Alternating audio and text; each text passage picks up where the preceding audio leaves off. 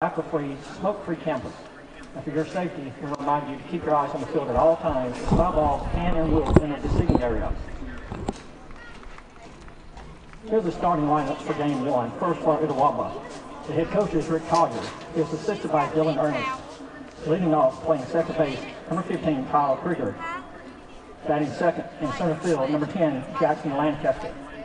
Batting third, the left fielder, number 18, Bryant Fidel. Batting fourth at first base, number 11, Justin Medlin. Batting fifth, the DH, number 8, Jacob Hall. Batting sixth, the catcher, number 6, Austin Powell.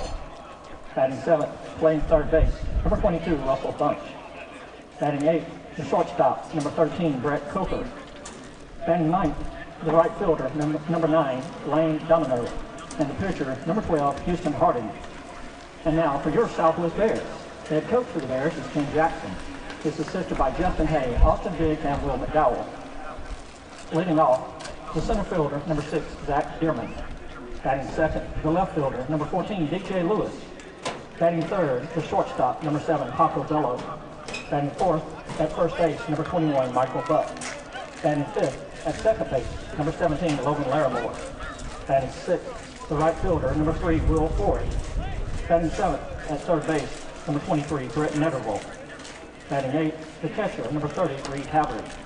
Batting ninth, the DH, number 22, Tucker Watts. And on the mound, number 19, Keith McKinney. Your umpires today, sponsored by Dr. Chuck Barnes, Family Vision Center, and Chuck Barnes Photography, are Darryl Vizzini behind the plate and Nick McIntosh on the bases.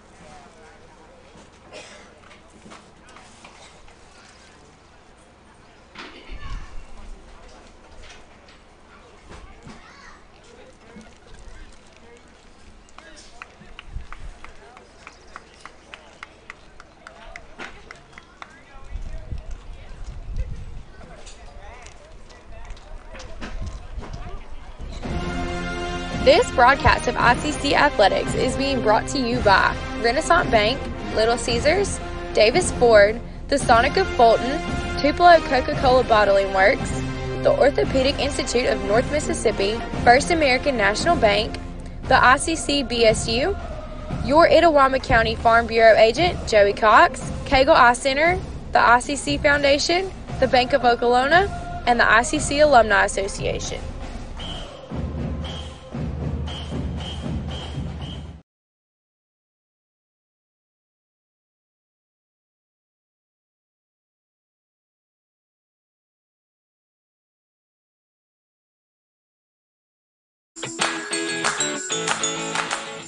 Itawamba Community College is now offering 3-day weekends. You can be one of the first to take advantage of a compact course schedule with a majority of classes offered Monday through Thursday.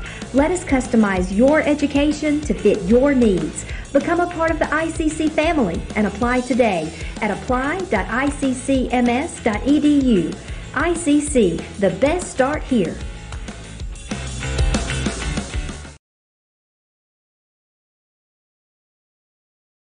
First American National Bank is a local bank. Our 10 locations are right here in Northeast Mississippi. Banking decisions are made locally by people who live here. It's been that way for more than 50 years. Our involvement in the community is important to us.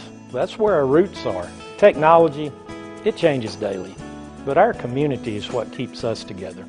If you like high-tech banking, we've got that too. Follow the flag to First American National Bank, from Iuka to Tupelo. Davis Ford in Fulton is your Ford dealer for new cars, trucks, and SUVs and has a wide inventory of certified pre-owned vehicles. Find your next dream car or truck from our Ford showroom or go online to davisfordsales.com and search our new and used inventory to see what is on our lot. So stop by and test drive the all-new fuel-efficient Ford Focus or Ford Fusion or the new Ford Explorer or F-150. Go further with Davis Ford, 904 West Main Street in Fulton or online davisfordsales.com. The newly formed Orthopedic Institute of North Mississippi wants to make sure you are receiving the best orthopedic care possible. Our staff of 7 experienced, board-certified surgeons specialize in a specific area of the body and can treat you with the newest and latest technology available to fast-track your road to recovery. Call us for same-day appointments at 662-377-BONE and come see us at Gloucester Creek Village in Tupelo. At the Orthopedic Institute of North Mississippi, our specialty is you.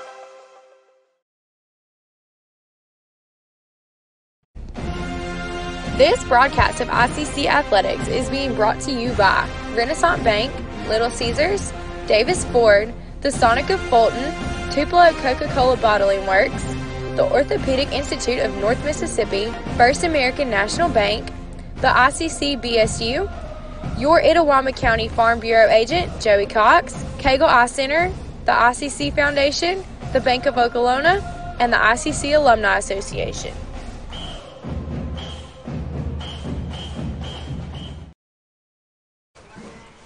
And welcome, ladies and gentlemen, to this presentation of ICC Athletics here on Let'sGoICCTV.com, as well as FM 95, or excuse me, as in 95.1 The Farm, the new country music station there in South Tillow. As it's been a wild day, this game has been shifted and moved to 12, and then it's now 12:47, and we're waiting this First American National Bank opening pitch between your number 6 ICC Indians and Southwest Mississippi. ICC comes in with a record of 23-4-1, 8-2 in conference play. Southwest comes in with a record of 10-15, 2-10 inside conference play as well. This is the first game of 2. There is rain in the forecast, but hopefully we'll be able to dip, duck, dodge, and dive that this afternoon here in Summit. Let's take a look at today's Coca-Cola starting lineups, and let's start with your ICC Indians. ICC and Coke. Now that's a winning combination, and Coach Rick Collier hopes he's got that winning combination put together this afternoon. Leading things off will be the second baseman, Kyle Krieger. Jackson Lancaster will be batting second, playing in center field. LeBryant Siddell, he will be batting third, playing in left field. Justin Medlin will be the first baseman. He'll be batting in the cleanup spot. The DH this afternoon will be Jacob Hall. He'll be batting fifth. Austin Powell will be batting sixth and catching. Russell Bunch will be batting seventh, playing over at third base. Brett Coker will be the shortstop. He's batting in the 8th spot. And Lane Domino will be rounding things up, batting in the 9th spot, playing in right field. Houston Harding will be pitching today for the Indians. We'll take a look at some Sonic stats on him as we progress throughout the afternoon. For Southwest, this is how their lineup goes, and it's being brought to you by Tupelo Coca-Cola Bottling Works. Zach Dearman will be in center field, batting first. DJ Lewis will be in left field. Paco Bello, okay, now that's going to go on the all-name team there. Paco Bello is the shortstop. Michael Buck will be over at first. He's playing first, batting fourth, playing first. Logan Larimore, he will be batting in that 5 spot, playing second. Will Ford, he will be batting 6th, playing in right field. Britt Netterville will be playing third, batting 7th. Catching and batting 8th will be Reed Harvard. Tucker Watts will be the DH, he'll be batting 9th. And Keith McKinney will be the pitcher here in Game 1. As we said, we'll take a look at some Sonic stats on both those pitchers throughout the afternoon. So let's go to the field for the playing of the National Anthem. And now, ladies and gentlemen, if you would, please rise. Gentlemen, remove your caps as we honor America with our national anthem.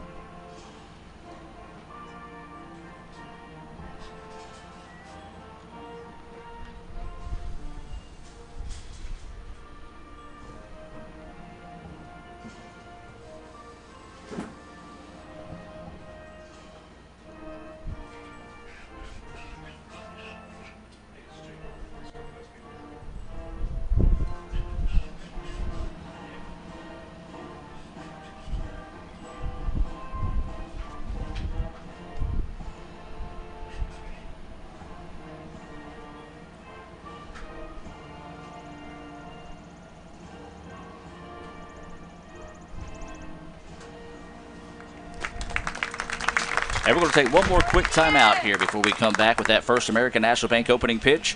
You're watching ICC Baseball here on the ICC Sports Network. Back with more right after this on Let'sGoICCTV.com. First American National Bank is a local bank. Our 10 locations are right here in Northeast Mississippi. Banking decisions are made locally by people who live here. It's been that way for more than 50 years. Our involvement in the community is important to us. That's where our roots are. Technology, it changes daily, but our community is what keeps us together. If you like high-tech banking, we've got that too. Follow the flag to First American National Bank, from Iuka to Tupelo. My burger goes best with mustard. Ketchup and mustard. Grass-fed beef. No, corn-fed. On the grill. Now, flat top. Iceberg lettuce. Nah, arugula. Jalapeno. No way. Avocado, dude. Medium rare. Gotta be well done. Brioche. Sesame seeds. American cheese. Cheddar. Can I have a turkey burger? What? Turkey's for Thanksgiving, man. I like my burger with the Coke. I'll agree to that. Strictly with a Coke. Only with the Coke. Coke and a burger. Come on. All right. That's where you get the flavor.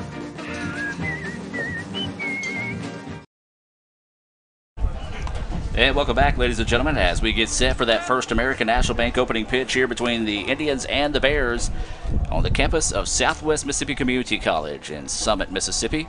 About a 4.5-hour drive from Fulton. It's a long trip here. We do expect to see some showers throughout the day, but hopefully we'll be able to dodge those this afternoon here. That is scheduled for 2 games. So, yeah, sit back, grab an ice-cold Coca-Cola, and get set to enjoy Game 1 here between ICC and Southwest. Let's go inside the numbers being brought to you by the Sonic in Fulton. Remind you that you can go by and get drink specials in the Sonic in Fulton every evening, as Kyle Krieger will lead us off here as we await that First American National Bank opening pitch. So Krieger will dig in.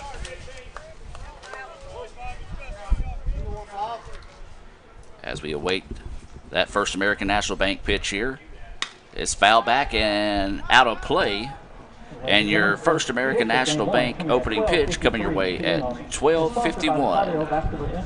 12:51 is that First American National Bank opening pitch here in Summit. It fouled back and there is a strike.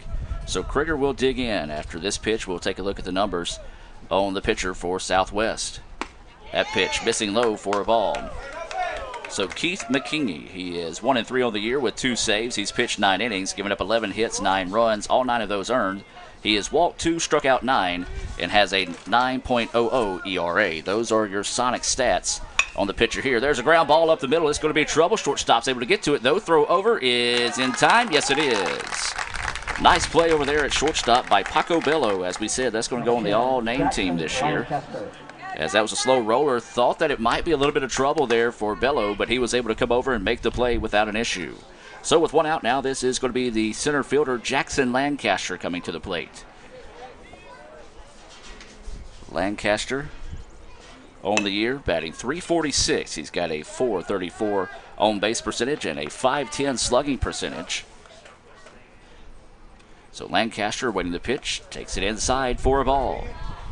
1-0 is the count. When you take a look at the dimensions at the field, it's 390, not a very tall wall out there, so not a batter eye in center field, but 390 dead center, 370 to the gaps, and 325 down the line.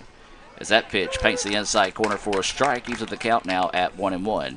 So it's about the same as Crescent Field in the middle, a little bit longer in the gap and shorter on the porches out here in Summit. So 1-1 is the count here to Jackson Lancaster. Lancaster gets one off the edge of the bat. Third baseman has it, throws over in time for the out. So quickly 2 away now as 5-3 on the putout of Lancaster. And this is going to bring up LeBryant Sedell.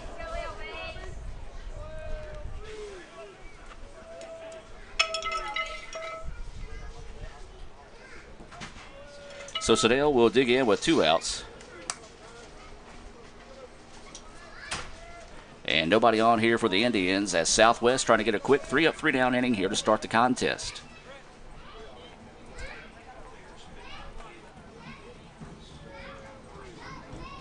So waiting the pitch here. As Sedell digs in, takes a look at the first one. Oh, nice breaking pitch across for a strike. McKinney is coming out and pitched well. Got a couple of ground balls so far. One to the shortstop, one to the third baseman. I apologize for the individual keep walking in front of the camera. 0-1 is the count. That ball in the dirt evens the count now at 1-1. So 1 ball, 1 strike, and 2 outs. Nobody on. The wind, it's not blowing too hard, but it is blowing into the park, basically from right center to the first base dugout. So waiting the 1-1 pitch. Grounder, foul ball, and we'll now go 1-2. 1 ball, 2 strikes, 2 outs, and nobody on here for the Indians. We're in the top of the first.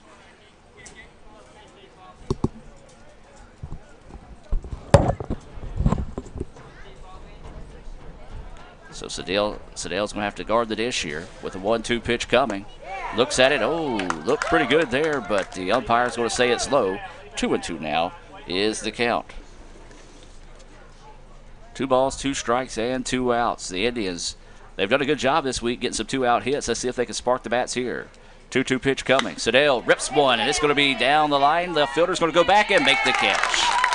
Well, a good play out there in left field as it kind of hung up just a little bit long enough for the left fielder, Lewis, to get out there and camp underneath it. Actually caught it on not the run, but just an extended arm out with a slight jog. So the Indians go 3 up, 3 down here in the top of the first. No runs, no hits, no errors, and nobody left on base. We'll take a break and come back with the bottom half of the inning.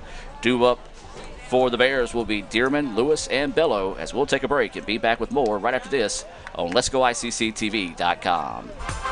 The newly formed Orthopedic Institute of North Mississippi wants to make sure you are receiving the best orthopedic care possible. Our staff of 7 experienced, board-certified surgeons specialize in a specific area of the body and can treat you with the newest and latest technology available to fast-track your road to recovery. Call us for same-day appointments at 662-377-BONE and come see us at Gloucester Creek Village in Tupelo. At the Orthopedic Institute of North Mississippi, our specialty is you.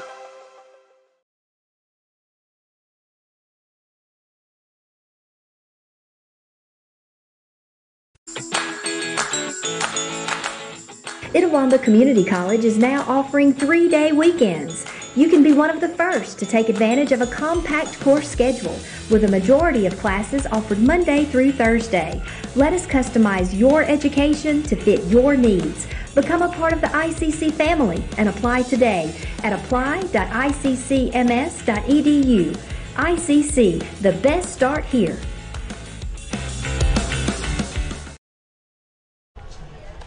And welcome back, ladies and gentlemen, as we get set for the bottom of the first inning for the Indians. It's going to be Houston Harding on the mound. The Mississippi State signee getting the start here this afternoon. Let's take a look at some Sonic stats on Houston. 6-0 in the year. He's pitched 42 and 2/3 inning. He's given up 20 hits, 9 runs, 8 of those earned. He's walked 25, has struck out 51. That's a team high. He also has a second best ERA on the team with a 1.69. So Houston coming into the game here, Hootie, as he is known by many. So if you hear me refer to him that from time to time, that is going to be who I'm talking to there. So let's take a quick break and hear a word from Little Caesars and come back with the first pitch from Hootie right after this. Celebrate outrageous amounts of toppings with Little Caesars Extra Most Bestest. With the most cheese and now with the most toppings at the nation's best price. Create your favorite pizza starting at $6. Pay, then express pickup at Little Caesars. Pizza. And welcome back, as this is going to be Zach Dearman, the center fielder, to lead things off here for the Bears in the bottom of the first inning. ICC went quietly in the top half of the inning with a ground ball to shortstop and third baseman. Then a nice play out in left field to take away what could have been an extra base hit from Bryant Sedale. So that was a 3 up, 3 down inning there for the Indians in the top of the first. So Dearman, the center fielder, will await the pitch here from Houston Harding. First pitch trips up high for a ball.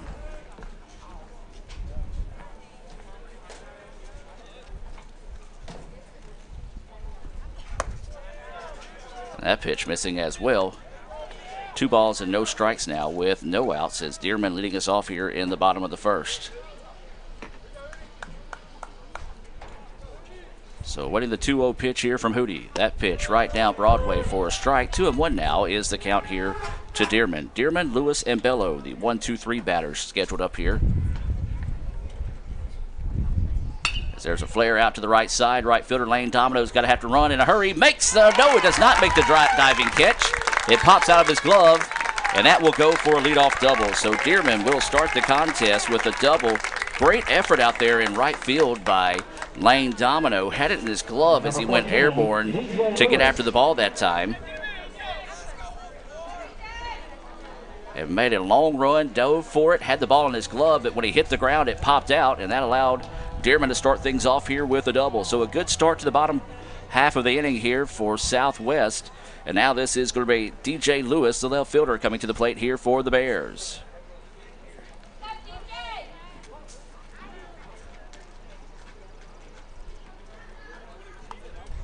So Lewis will dig in, batting from the left side, shows bunt, lays it down, sacrifice bunt. There's only one play, and it's going to be to first in time for the putout. Score that one 1-3 on that ICC Baptist Student Union sacrifice bunt. Reminding you of the ultimate sacrifice paid for our sins. That's the ICC BSU. Runner does advance to third on the bunt. And now this will bring up the shortstop, Bello, at the plate. Don't forget to follow the ICC BSU on Twitter at ICC BSU. Breaking pitch popped up. Shallow center field. Jackson Lancaster coming in. Now this is going to be Krieger to call him off, and he's going to relay the throw in a hurry. Oh, that was a beautiful throw. The runner, although did not advance that time. If he would have been dead to right. So a great throw that time from Kyle Krieger. And so now Michael Buck will be up with 2 outs and a runner at third. So the Indians trying to get out of this inning with no damage done. And Southwest, however, trying to spark a 2-out rally here. Buck batting in that 4th spot. He's a big fella, so you know he's got some pop in that bat. So he's going to dig in. Runner at third. That's going to be Dearman, who started the inning off with a double. And Austin Powell that time, he thought the ball had got away. It actually stuck in his glove, and he was looking for it, and then it kind of fell out of his glove is how he found it. So runner did not advance that time. So the score is 0-0 here in the bottom of the 1st. Harding on the hill. This is Buck at the plate. That curveball hangs up. Didn't quite pull the string on that one, did Harding. And 2-0 now goes the count here to Buck. If Buck were to reach, this would be Larimore, who is on deck for the Bears, but the Indians want to see him in the bottom of the 2nd. Pitch coming. That one missing outside, and now Buck doing a good job of staying patient at the plate, and 3-0 is the count. The wind now shifting from foul pole to foul pole. Pitch coming, and that's going to be ball 4. So Hootie a little bit of trouble there. Couldn't get any of his breaking pitches to break into the strike zone. There was one that was a borderline pitch that I do agree hung up that time. So 4 straight pitches. And now this will be Logan Larimore coming to the plate, batting in the 5 spot, playing at second base. And so he will dig in with an RBI opportunity here. 2 outs. Runners on the corners here for the Bears.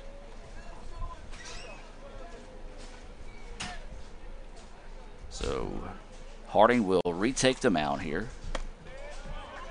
And that pitch missing. So 5 straight pitches for a ball.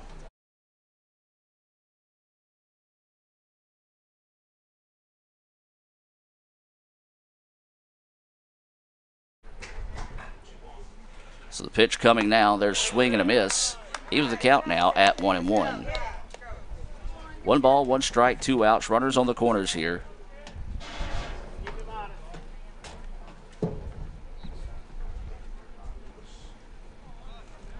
So Hootie awaiting the 1-1 offering here. And that pitch just hangs up on him again. So once again, having a tough time early, getting on top of some of his pitches as they're drifting high in the zone here. And so 2-1 now is the count here to Larimore. Runners on the corners here. 0-0 is your score. 2 outs. Bottom of the 1st. 2-1 pitch coming from Harding. That one paints the corner. It's a beauty. Across for a strike. 2-2 now is the count. 2 balls, 2 strikes, and 2 outs. Runners on the corners. Bottom of the 1st. As Powell's going to come out and sit down some signals for the defense. Pretty much playing him straight away in the outfield.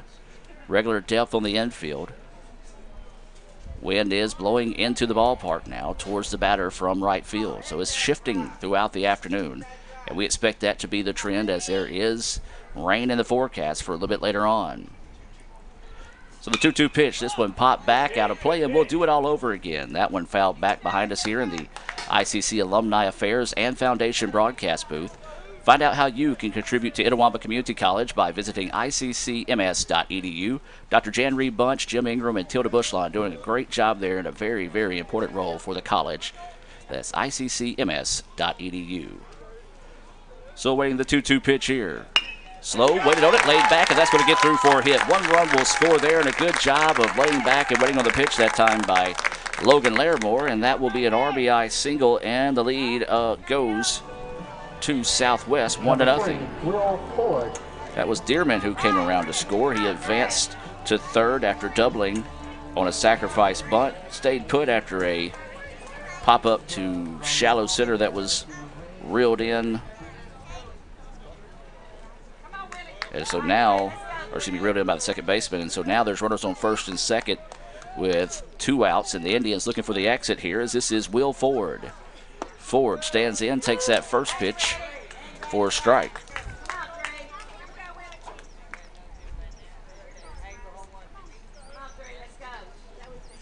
So 0-1 is the count. Breaking pitch, jammed him up a little bit, fouls it off, and 0-2 goes the count now here to Will Ford, the right fielder. Well, it's a busy day here in the south part of the state. Softball we're scheduled to play today. That game got pushed to tomorrow, but still is up in the air pending the weather. Golf is at the Coland Invitational. That game got pushed back to 12:30, and day 2 of the tournament is also up in the air. So we'll try to have as many updates as we can on those changes on our Twitter account. Follow us at Let's Go ICC. 1-2 now is the count here to Will Ford. Checks the runner at second, now set to deliver. That pitch up and out for a ball. 2-2 now is the count. We saw this out of Houston in the Jones series as he kind of struggled to adjust to the pitcher's mound. And you look at this one, it's kind of awkwardly shaped. It's not a smooth mound as it kind of comes up and angles down in a hurry on the sides. You can't really see it on the broadcast, but that's what it looks like here. Fly ball.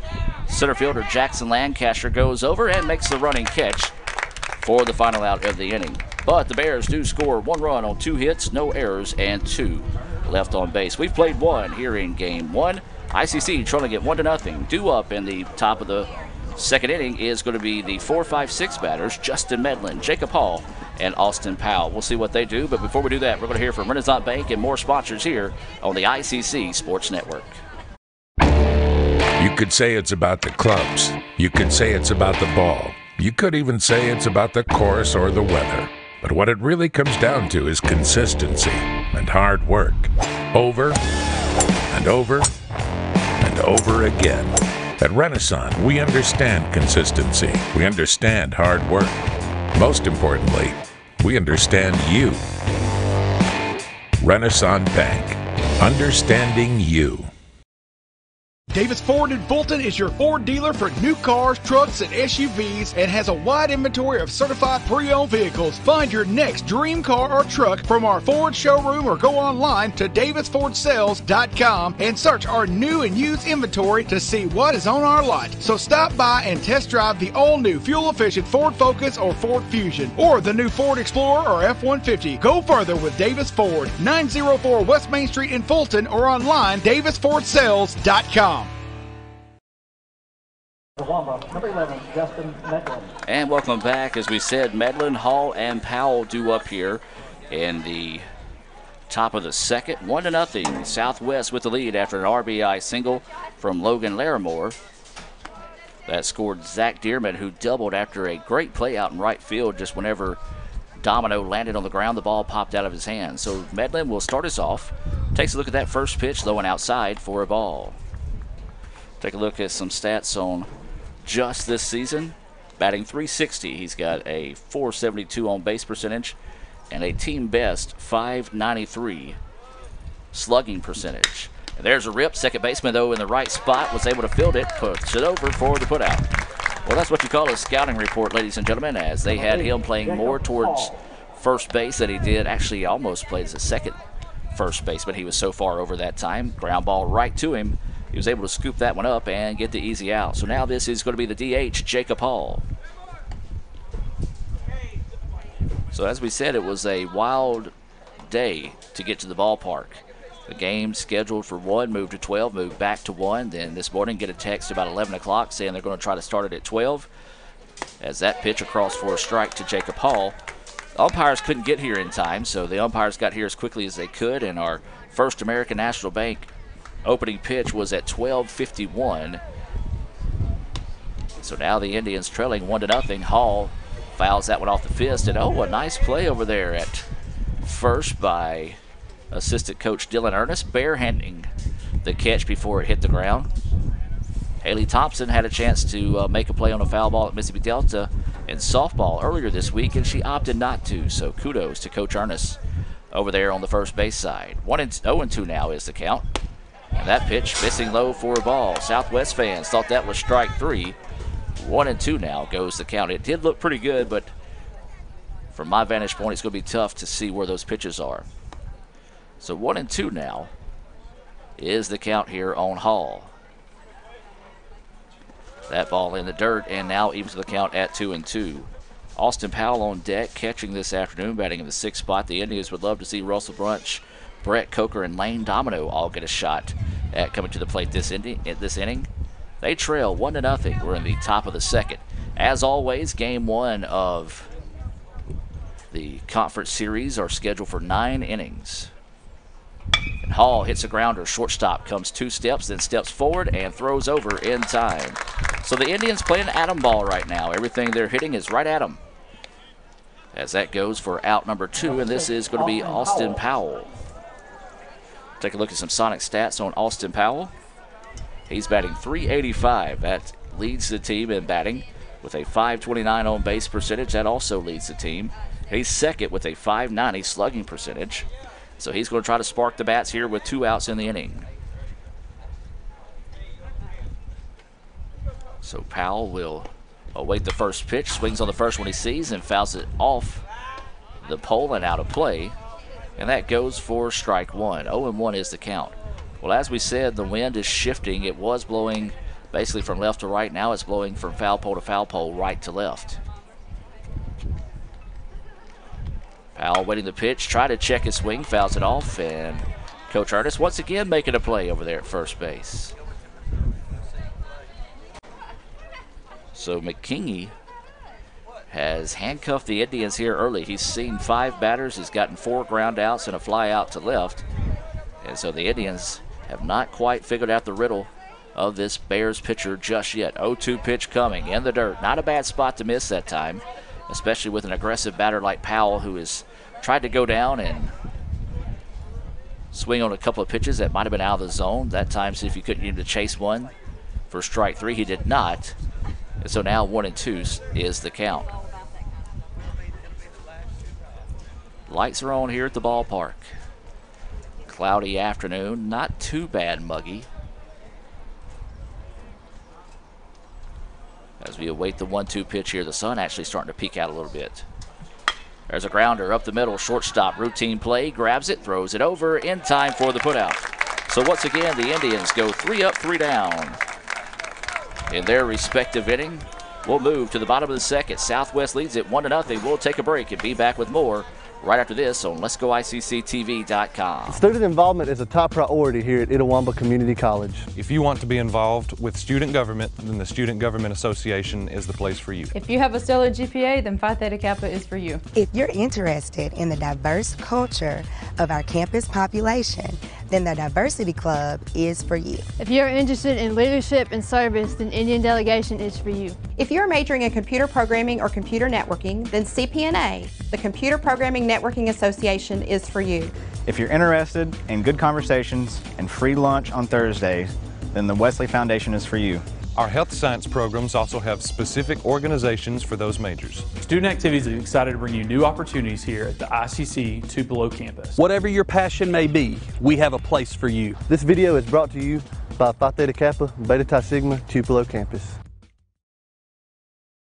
And welcome back, ladies and gentlemen, as Houston Harding taking his warm-up tosses, taking a little extra time between innings as Austin Powell was the final out of the second.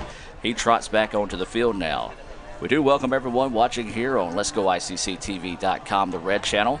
Our plan for tomorrow is to stream softball between ICC and Colin at Colin, but listening to the radio weather broadcast on the way to the ballpark today, I will be really surprised if we get that thing in. They're calling for flash flooding in the morning, Number 23, strong winds, and a slight possibility of maybe even some hail tomorrow. So, yeah, if we play softball tomorrow, I'll be surprised. But either way it goes, we're back to action here as it'll be the 7, 8, 9 batters due up. Netterville, Harvard, and Watts for the Bears. Also remind you, if you're away from your computer or need to step away, you can keep up with the games on Twitter. Let's Go ICC on Twitter. Also, don't forget to follow us on Snapchat, Instagram, and Facebook as well. So Britt Netter, the third baseman, will lead things off, and that pitch is high for a ball. Well, once again, we talked about in the last inning, Hootie struggling a little bit with his pitches hanging up high in the zone, and that's where the first pitch goes there. So 1-0 is the count. That one tried a little overcorrect that time, goes low. 2-0 is the count. So the Southwest batters are doing a good job of being patient, getting ahead of the counts. As that one right down the middle for a strike. 2-1 now is the count. Netterville, Harvard, and Watts all due up here in the bottom of the second. 1-0. Southwest with the lead over the Indians. This pitch inside, fouled off, and now 2-2 is the count. So 2 balls, 2 strikes, and no outs. Nobody on as Netterville leads off the bottom of the second. Awaiting the pitch here from Hootie. And did he go? No. I thought it was a strike without the check swing that time, but instead it goes 3-2. So a break there for Southwest. Now he did not complete the swing is what I'm saying on that. I just thought it was still a pretty good pitch to be called strike 3. So now the count goes full here to Netterville. And he rips one. It's going to be out to left field, and it's going to drop for a hit. Third hit of the game here for the Bears. And a leadoff for the second straight inning. The leadoff batter gets on. And so this is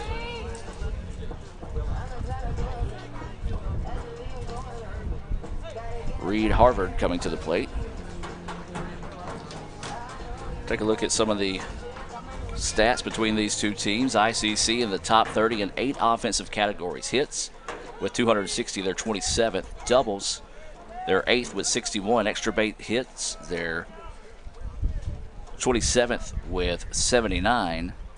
As a runner at first with no outs here for Harvard. The catcher at the plate shows bunt, fouls it off for strike 1. ICC is 20th in walks with 146. Sacrifice flies, they're 23rd with 13. Sacrifice hits, they're 7th with 18. Batting average of .317, that's good for 29th in the country. On base percentage of .431 as a team is also good for 29th in the country. We'll continue to look over some of those other Sonic stats as we progress throughout the day. Of course, when we talk about the Sonic, we talk about the Sonic in Fulton, a proud sponsor of ICC Athletics here on the ICC Sports Network. As that pitch missing low for a ball, and 1-1 is the count.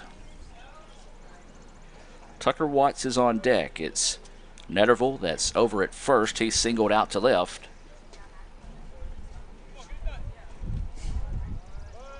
So no outs and a runner over. Bunch creeping in on the grass now over at third base. And now they pick off move. They've got a chance to get him here. They're going to throw, and it's going to be a rundown. And they've got him. Nice job that time by Hootie, as that goes 1-3-6-3 on the putout of Netterville. So that erases the runner, and ICC gets the first out of the inning. And so now that erases the runner. The count is 1-1, and this is still Reed Harvard at the plate. So a big-time break there for the Indians to erase the runner off the bases. Now waiting the one pitch here. It drifts high, and boy, you talk about how big that was. Well, that ball gets away and rolls back to the backstop. If he was able to steal that last base, he would be standing at third now, so that play even looms larger now for the Indians. 2-1 pitch coming. Swung on and missed. Strike 2. 2-2 now is the count with 1 out and nobody on base here for the Bears.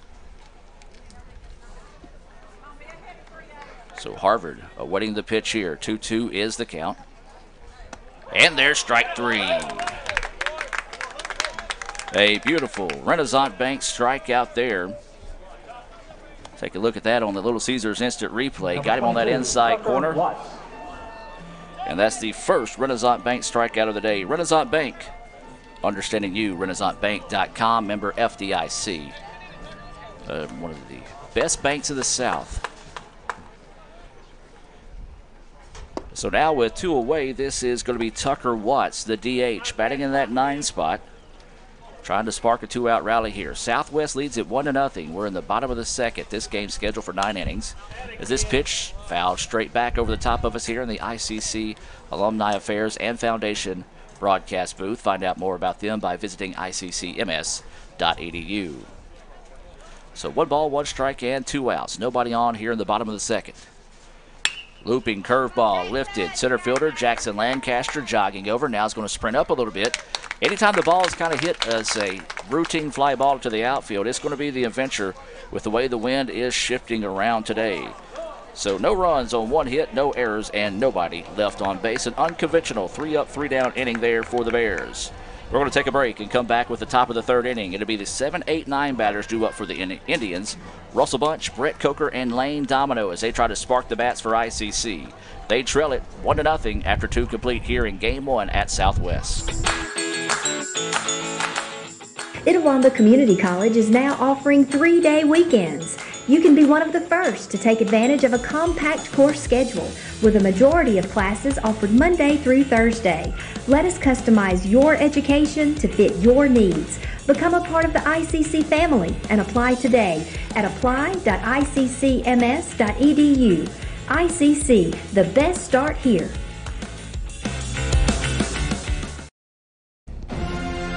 This broadcast of ICC Athletics is being brought to you by Renaissance Bank, Little Caesars, Davis Ford, the Sonic of Fulton, Tupelo Coca-Cola Bottling Works, the Orthopedic Institute of North Mississippi, First American National Bank, the ICC BSU, your Itawamba County Farm Bureau agent, Joey Cox, Cagle Eye Center, the ICC Foundation, the Bank of Okolona, and the ICC Alumni Association.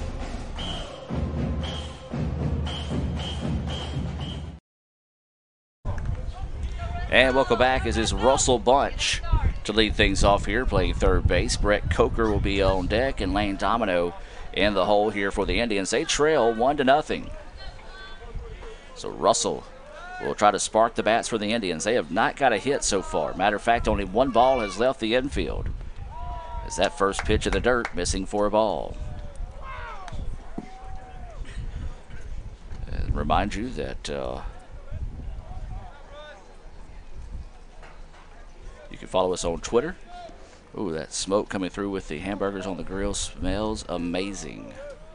1-0 is the count here to Russell Bunch. This pitch fouled out of play, and it's going to go over towards the softball field. Even the count now at 1-1.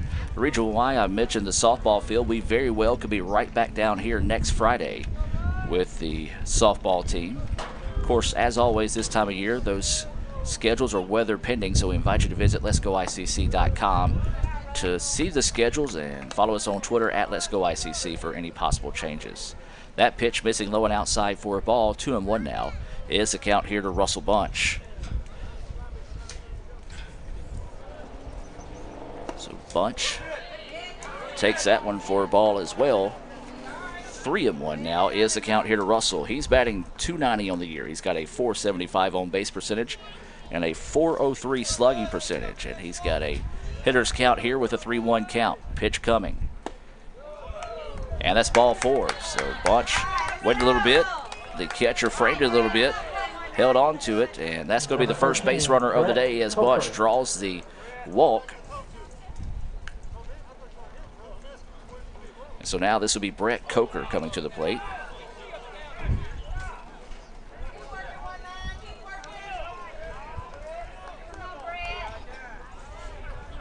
So Coker trying to spark the bats here for the Indians. ICC trails it 1-0 in the top of the 3rd. Game 1, as always, scheduled for 9 innings. As Coker looks at that pitch, inside for a ball. Well, we got a interesting strike zone, but for the most part, it's been consistent on both sides of the plate. It's just a little tight this afternoon. 1-0 is the count, as that pitch looked pretty good to me. And that one's going to be called a strike now. 1-1 is the count. So it looks like this home plate umpire, he may favor the outside part of the plate versus the inside part of the plate. 1 ball, 1 strike, no out. So runner at first, that's Russell Bunch, the first base runner of the day for the Indians. ICC still looking for their first hit of the day. Throw over to first is not in time as Bunch dives back in, face first into the bag, no tag.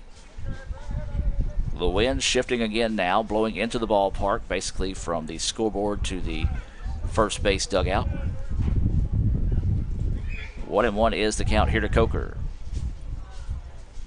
Coker check swing. It's going to basically be a bunt, and it's going to be a throw over to first, and the throw is high. Did he get him back on the bag? Yes, he did. Good effort over there by the first baseman. They're going to appeal to home plate, as I think he did do a good effort of getting that foot back down before the runner got there. And they're going to come to home is Coach Collier. I don't see this play being overturned here. And the home plate umpire is just going to send him out to first base, and the infield umpire is already shaking his head no to Rick, and he's not really talking to him. His foot came off the bag, but I do think he was able to get back on the bag before the runner got there, and the play is going to stand. I think that is the correct call. 1-3 is on the putout. Runner did advance to second, however, on the play, and now this is going to be Lane Domino. Well, I understand the argument. You just want to get a second opinion in that case, but basically he pulled his foot off the bag, but he was able to rock back and put the foot down on the play and retire Coker 1-3. So now this will be Lane Domino coming to the plate with the runner at second base in Russell Bunch. Domino playing in right field, batting in that 9 spot as well in the lineup. So that means Kyle Krieger is on deck here for the Indians. ICC trails at 1-0 here in the top of the 3rd inning in Game 1 at Southwest, as this pitch fouled off the hands of Krieger, back and out of play for strike 1. Or excuse me, that's Domino, not Krieger. Pretty good crowd out for ICC fans. As we said, about a 4.5-hour drive from Fulton. That is, if you don't drive creatively like I do. 0-1 is the count with 1 out. Bunch is at second. That pitch drifts high for a ball. 1-1 now is the count. I know we do have some parents that are on their way in, maybe tuning into the broadcast as they are now. We do encourage you to drive safely and be weather conscious on your way home tonight, as the storms are supposed to be moving in later on this afternoon. Hopefully we'll be able to get in a pair of games before they do that. 1 ball, 1 strike to Lane Domino. Runner at second is Russell Bunch. That pitch missing low and outside for a ball. 2-1 now is the count. Bunch, he walked to start the inning, advanced to second on a check swing that basically worked as a sacrifice bunt. It was not a sacrifice bunt, but 1-3 on the putout of Coker put Bunch over at second, and now it's Lane Domino at the plate with a 2-1 count with 1 out here in the top of the 3rd. Domino lifts that pitch low for a ball. Well, the Bears, they're decked out in all white today. The white jerseys, white pants, got the white hats, got the blue socks with the white stripes going around them. Kind of an old school vibe out of the Bears, and I like it. It's a good looking uniform. 3-1 is the count now here to Domino. And that pitch drifts high. That'll be the second walk of the inning. So now you've got Russell Bunch and Lane Domino both on base now for Kyle Krieger, who grounded out to the shortstop Kyle Krieger in the first at-bat of the day. So Krieger will come up with 1 out and runners on first and second, with a brief meeting at the hill here between the catcher and the pitcher. We talked about what Southwest is wearing. Well, the Indians, they're in their road grays, wearing their red and blue stirrups, and I believe they've got the blue hats. Yeah, the blue hats on today. I don't know if they've got any other hat. I know they once upon a time had white hats, but yeah, blue hats. That has been a trademark of Rick Collier baseball here at Itawamba, are those traditional blue hats. A little birdie tells me, though, that there are some red hats that may be coming to the bookstore soon, so you'll want to keep an eye out for those. So either way it goes now, Kyle Krieger will dig in here with 1 out. Runners on first and second here for the Indians. They trail 1-0. Wind really starting to pick up now, blowing into the ballpark. As Krieger looks at that one, a beautiful pitch across for a strike. It looks like the wind, well, actually the wind is just blowing 1 second right to left, and then the next second left to right. So anything hit to the outfield could be quite the adventure this afternoon. They're shading him to the left side of the field is the center fielder, so there's a huge gap. If he can get something over the head of the second baseman here, would easily score a run. ICC trailing it 1-0 here in the top of the third. Krieger grounded out to the shortstop in the first at bat of the day. And then that one pops up. Krieger trying to take one for the team that time and did not hit him. And it evens the count now at 1-1. Of course, if you're not familiar with the Summit area, for some of those that may be tuning in, think Brookhaven, think Macomb. It's about 15 minutes. Actually, the Siri told me it would take me 25 minutes to get here. And it did not, as there's a big, healthy swing from Krieger there. Just could not catch up with that one. As he swung on that one and missed. 1-2 now is the count. Krieger was looking to do something big with that pitch, and a nice location from McKinney to zip that one by him for strike two. 1-2 now is the count. There is one out in the inning. Runners on first and second here for the Indians. They trail 1-0 in the top of the third here to Southwest in game one. This pitch fouled straight back and will keep the count at 1-2. Well, Krieger's got to find a way to battle here, protect the plate. See if he can find a way to get on base here. 1-2 is the count. Indians, however, are still looking for their first hit of the day. They've got two guys on, and that was off a pair of walks. So 1-2 is the count here on Krieger. And Krieger is going to lift that one. It's going to drop for a hit. And they're going to ask Russell Bunch to score from second. The throw is going to be up the line, and it will score the run. We're tied at 1. Nicely done that time by Kyle Krieger. And Bunch hustling down the line, dove in safely. And a good at bat that time from Krieger. He gets the RBI singles. You take a look at it on the Little Caesars instant replay. Just kind of a dying quail that time. They challenged the arm of the left fielder. It was well up the line on the first base side. And Bunch slides in easily that time, and Domino stays at second, and we're tied now at 1. Big time play there for the Indians off the bat of Kyle Krieger, the first hit of the day. So now this is going to be Jackson Lancaster. Lancaster at the plate, grounded out to third in his first at bat. Takes a look at that first pitch, low for a ball. 1-0 is the count here to Lancaster. Well, ICC, man, they scored 35 runs in their doubleheader against Southwest Tennessee. They scored 9 in the top of the first, and the rest of the day belonged to the Indians, as that was a wild and long day at the ballpark in Millington. There's a grounder up the middle, and it's going to get through. Just a little seeing eye single that time that bounced over the glove of a diving shortstop that was deep in the hole. I got to call that a hit, as that was just an unfortunate hop. Didn't really touch his glove. And so now the Indians take a 2-1 lead.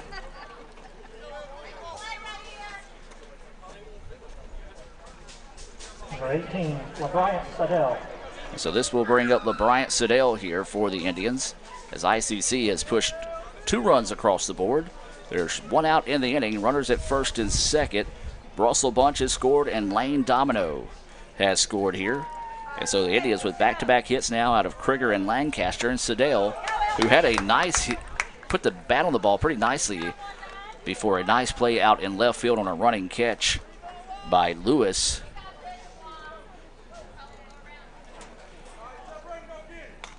Took away that potential hit, so that first pitch going for a ball.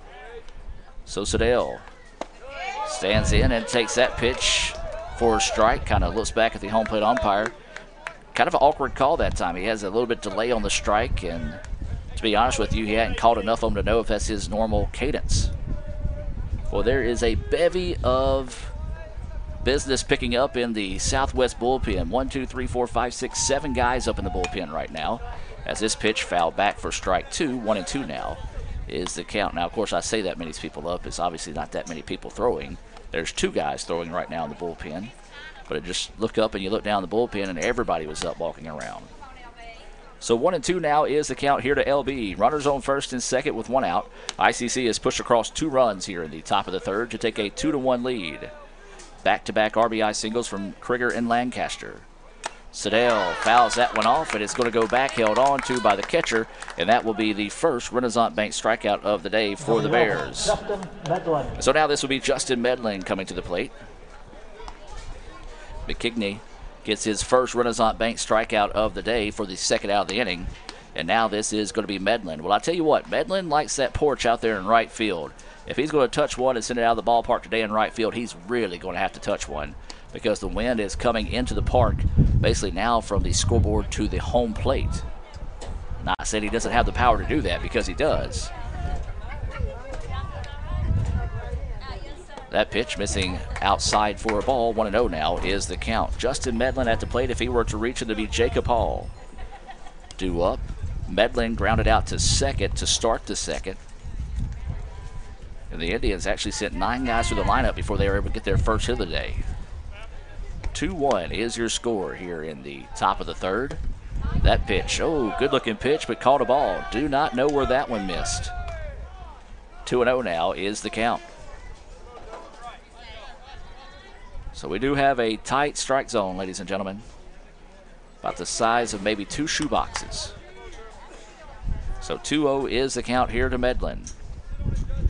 Runners on first and second. ICC's already pushed across 2 runs. They're going to look Krieger back to the second with no throw. Well, you've got pretty good speed on the bases right now in Krieger and Lancaster. Of course, Lancaster during the sophomore showcase was clocked as the fastest guy at the showcase. So you got to think he's one of the faster guys in the state. Of course, the Mizzou signee over at first, La Tech at second, and Middle Tennessee at home plate. Ground ball, and it's a foul ball, and that will go for a strike. 2-1 now is the count here to Justin Medlin. Again, if Medlin were to reach, then Jacob Hall would be up next for the Indians. 2-1 is the count. 2-1 is also the score. There's 2 outs. Runners on first and second here for the Indians. Cloudy afternoon in Summit, Mississippi. Thank you for joining us here on Let'sGoICCTV.com.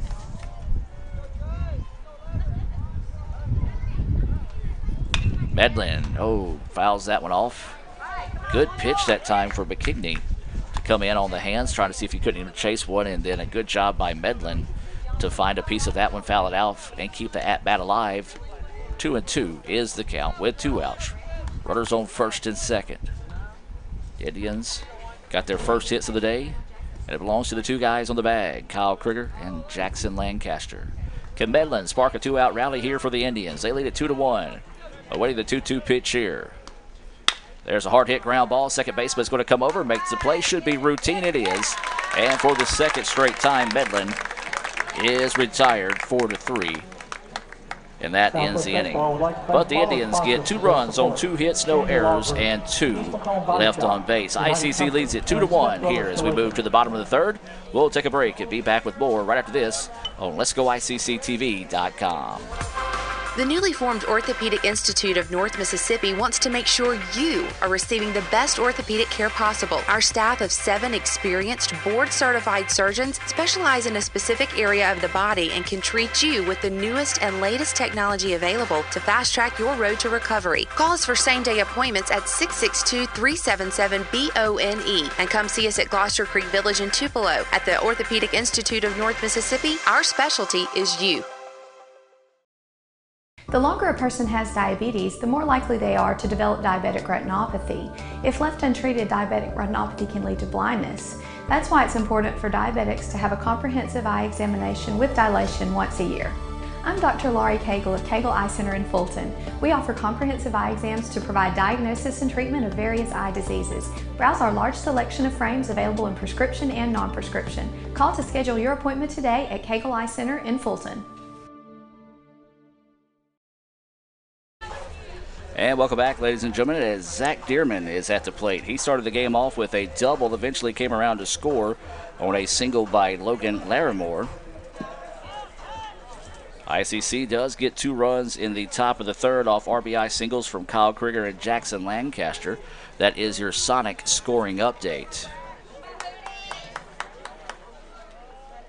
Houston Harding, a.k.a. Hootie, still on the hill here for the Indians.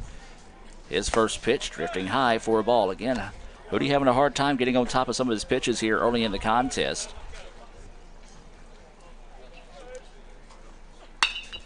This is lifted. Siddell is going to drift over, camp underneath it, and squeeze it for the out. So a good job that time by Hootie to get the routine fly ball out to left field for the first out of the inning. One away now.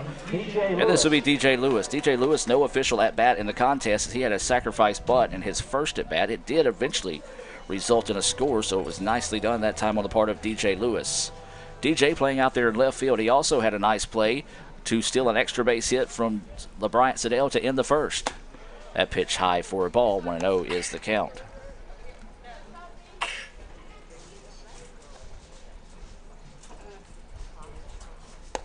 That pitch missing for a ball. 2-0 now is the count. Well, we've heard some chirping from both the Southwest and ICC faithful here at the ballpark. So one thing that means, it means it's time to cue this comment sponsored by Steve Diffie. Consistently inconsistent, and what a play! Justin Medlin snagging a line drive to rob an extra base hit of DJ Lewis. As you see the play there, and that's a great play over there by Medlin, and obviously that's going to be an early nominee for our What a Play Wednesday presented by Renaissance Bank. You can join Madison Haley every Wednesday around noon for our What a Play Wednesday, highlighting the top play of the week, or sometimes it's plays, and every once in a while it's a not top play of the week as well.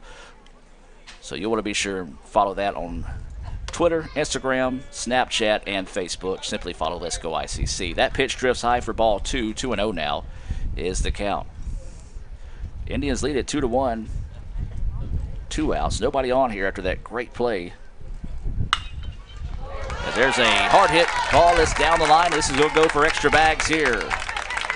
Nicely done by Paco Bello, as he just blistered that one down the third baseline. Nothing anybody could have done about that one, and it goes for a double. Second extra base hit of the day for the Bears. Number 21, Michael Buck.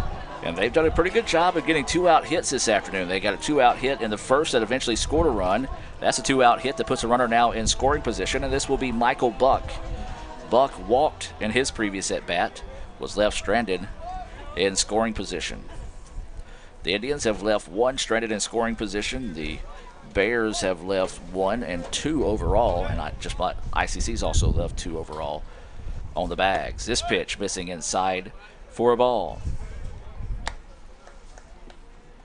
So 1-0 is the count. There's 2 outs and a runner at second. That is the tying run as the Bears trying to get back in this one. See if they can tie this thing up, or heck, one swing of the bat, see if they can't retake the lead. Hootie checks the runner, now set to deliver. Nice pitch that time, is able just to tick it. Was Buck. He fouls it off and evens the count now at 1-1. 1 ball, 1 strike, and 2 outs. A runner at second. We're in the bottom of the third. Game 1 between ICC and Southwest. So Hootie looks the runner. Krieger sprints over in position defensively, and a great breaking pitch that Buck could not find a piece of, and now the count goes 1-2. Can Hootie find his second Renaissance Bank strikeout of the day to get out of this inning? And a slight jam with 2 outs and a runner at second. Harding looking at the runner over at second base.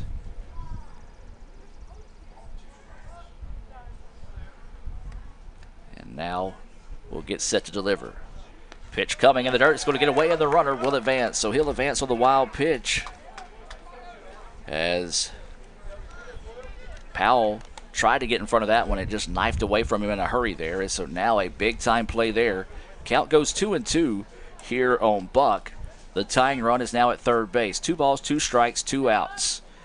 As Harding looking for that exit here in the bottom of the third to see if he can preserve this 2-1 lead here for the Indians. However, Buck looking to try to find a way to extend this inning. Ground ball. Shortstop has got it. Throw over is going to be in time for the out. Nicely done. A ground ball to Coker. He zips it over to first to Medlin to end the inning. And the Indians still hang on to this 2-1 lead. We'll take a break and come back with the top of the 4th inning. ICC leads it 2-1 here in Game 1 at Southwest. Back with more right after this. Let's hear from Sonic.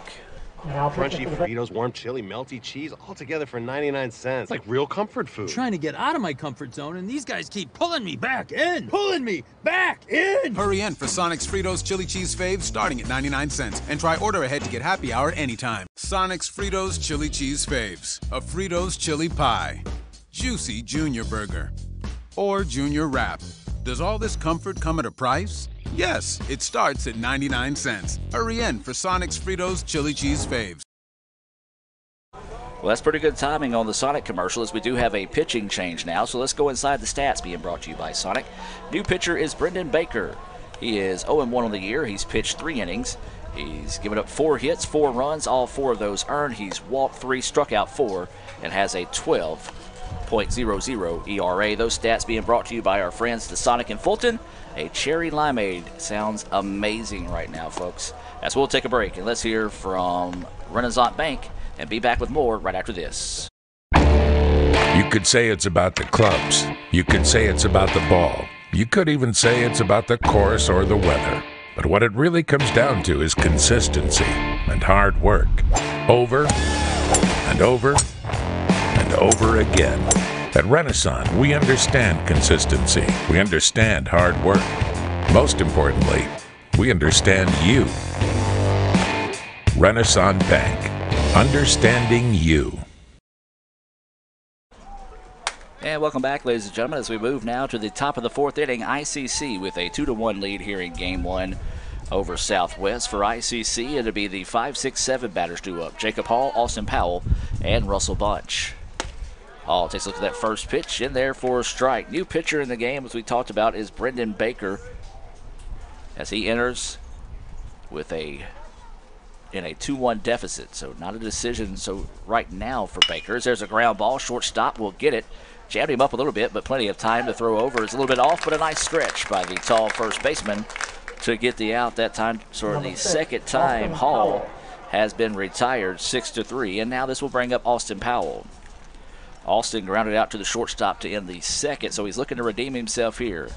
ICC has 2 hits on the afternoon, 4 for the Bears, but the Indians were able to cash in with their 2 hits, as both of those were RBI singles from Kyle Krieger and Jackson Lancaster in the 3rd. That pitch outside for a ball from Baker. So don't know if this might be the game plan coming in here for the Bears, as neither one of these guys have thrown a lot of innings. They might just be trying to throw a bunch of different arms to the Indians to see if it might throw them off today. As this pitch fouled back and out of play, 1-1 now is the count here to Austin Powell. So Powell with a 1-1 count will dig in. Baker trying to see if he can get the bats back to the plate here for the Bears. Ball in the dirt, gets away, nobody on base to really do any damage about. Even if there was, it bounced right back to the catcher. So the umpire will check the ball, puts it back in his pocket, and now the count goes 2-1. 1 out, nobody on here for the Indians. That pitch inside missing, 3-1 now is the count here to Austin Powell. Russell Bunch is on deck. Brett Coker is in the hole. Russell walked and scored a run in his first at bat, or actually not an at bat since he walked. Hard hit ground ball, left side foul. And so that one goes for a strike, and the count goes full now here on Austin Powell. Don't know if Austin's dad had a chance to make it down here. As this one lifted right side, and the right fielder's drifting back. He's going back to the wall. Does this one have a chance? And it does. It hits the wall and skips out. A solo home run for Powell. Well, I said I didn't know if anything would be able to get out of the park today on the right side, and, well, that one found its way out. It hit the fence and skipped out of the ballpark, and ICC leads it now 3-1. So let's take a look at that on the Little Caesars Instant Replay. See if you might be able to see it hit the wall out there as this was popped out. The ball just kept carrying, hit the wall and skipped out of the ballpark. So that is a solo home run there. So now this is going to be Russell Bunch at the plate. That pitch in the dirt for a ball. 3-1 now is your score, as Powell sent that one exiting the ballpark. Bunch at the plate. Listen to that pitch inside for ball 2. 2-0 now is the count.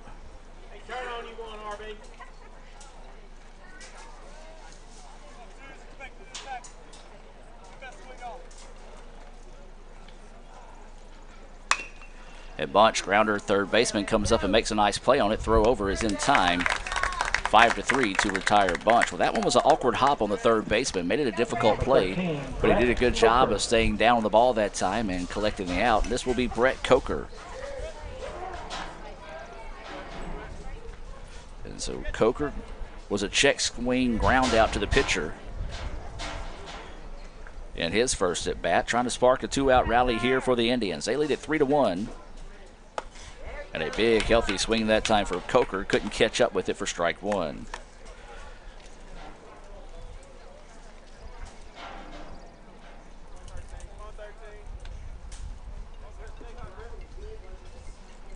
And this pitch fouled off. And 0-2 now. So quickly ahead in the count is Baker on Coker. If Coker were to reach it, it'd be Lane Domino up next for the Indians. So what are they offering here? There's a rip, and it's going to go for a base hit. Good at bat that time, as that was just a hard hit ball out to left field off the bat of Coker. Number 9, Lane Domino.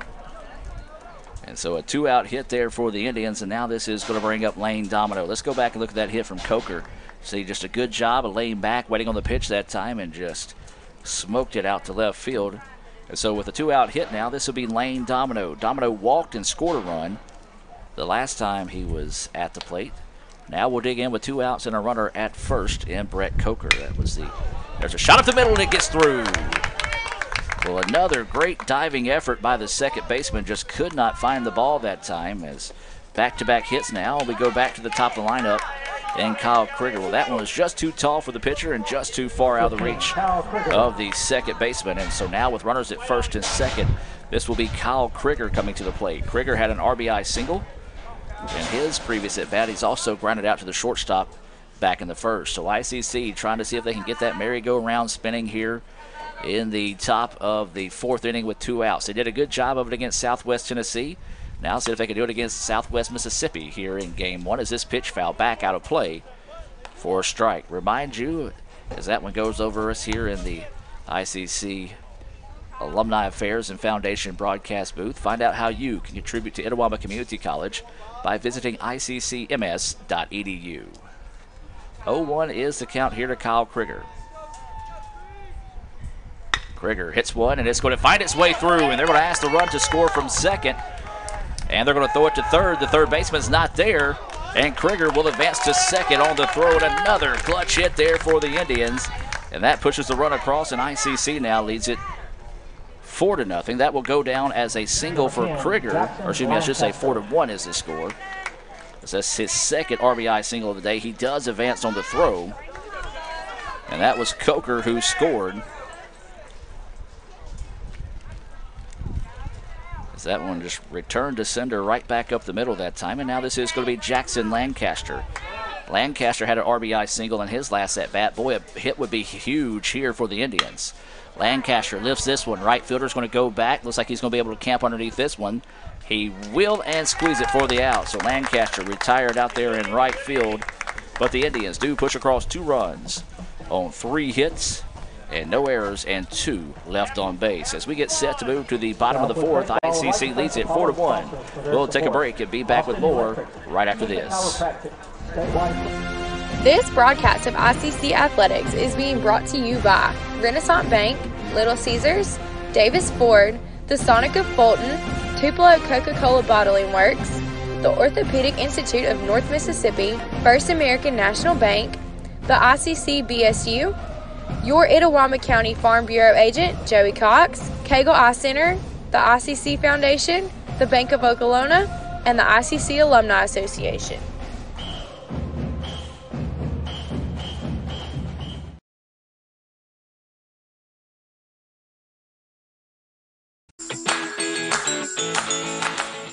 Itawamba Community College is now offering 3-day weekends.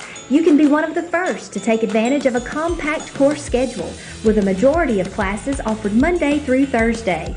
Let us customize your education to fit your needs. Become a part of the ICC family and apply today at apply.iccms.edu. ICC, the best start here.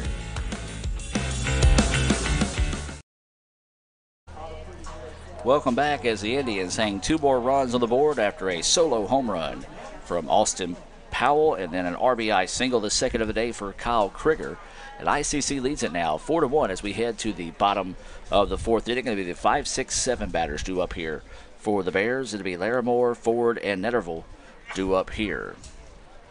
Hootie still on the hill for the Indians. He has scattered 4 hits as that pitch hangs up high for a ball. Again, Hootie just kind of struggling to get on top of his breaking pitches today. This pitch lifted center field. Jackson Lancaster takes 3 steps back and squeezes it for out number 1. So just a routine fly ball. Sounded good off the bat. One of those, if they're looking down trying to update Twitter like I was, you look up and see where it's going, and then you just see Jackson Lancaster taking care of business out there in center field. So now this will be Ford, who flew out to center to end the first, who will dig in here.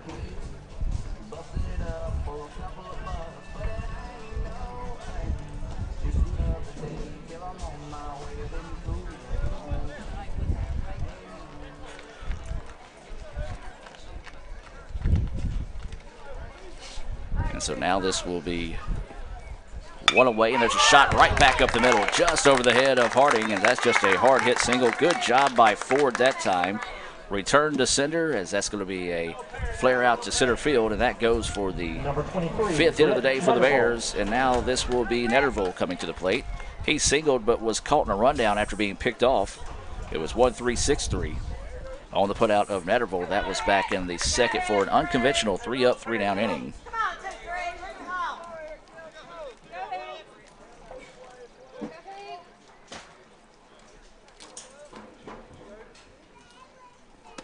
As that pitch paints the corner for a strike. 0-1 now is the count.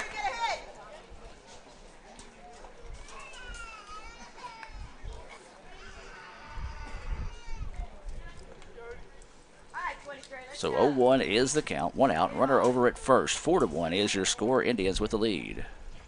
Breaking pitch. That's a beauty as he couldn't find a piece of it that time, and quickly ahead in the count now. 0-2. Well, I'll tell you, when Hootie gets his hook going, it's tough to hit, and that was an example of it there.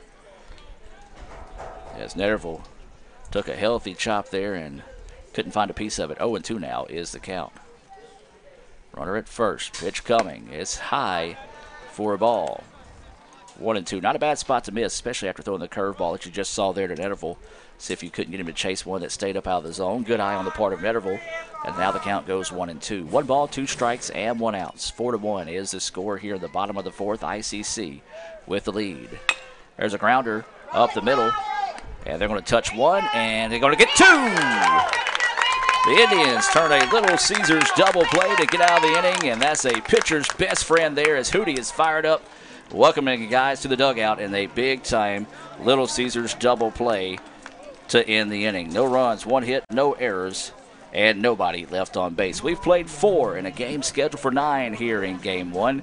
The Indians lead it 4-1. Let's hear from Little Caesars and more right here on the ICC Sports Network. With the Little Caesars mobile app, you can customize an extra most bestest pizza with the most cheese, and now with the most of any toppings for the nation's best price. It's the crowning pizza achievement. And it's true what they say, it's lonely at the top. Unless you have an extra most bestest pizza, then it's a party at the top! Little Caesars Extra Most Bestest Pizzas, the world's easiest way to outrageous amounts of toppings, starting at $6. Pizza. You could say it's about the clubs. You could say it's about the ball. You could even say it's about the course or the weather. But what it really comes down to is consistency and hard work. Over and over and over again. At Renaissance, we understand consistency. We understand hard work. Most importantly, we understand you. Renaissance Bank. Understanding you.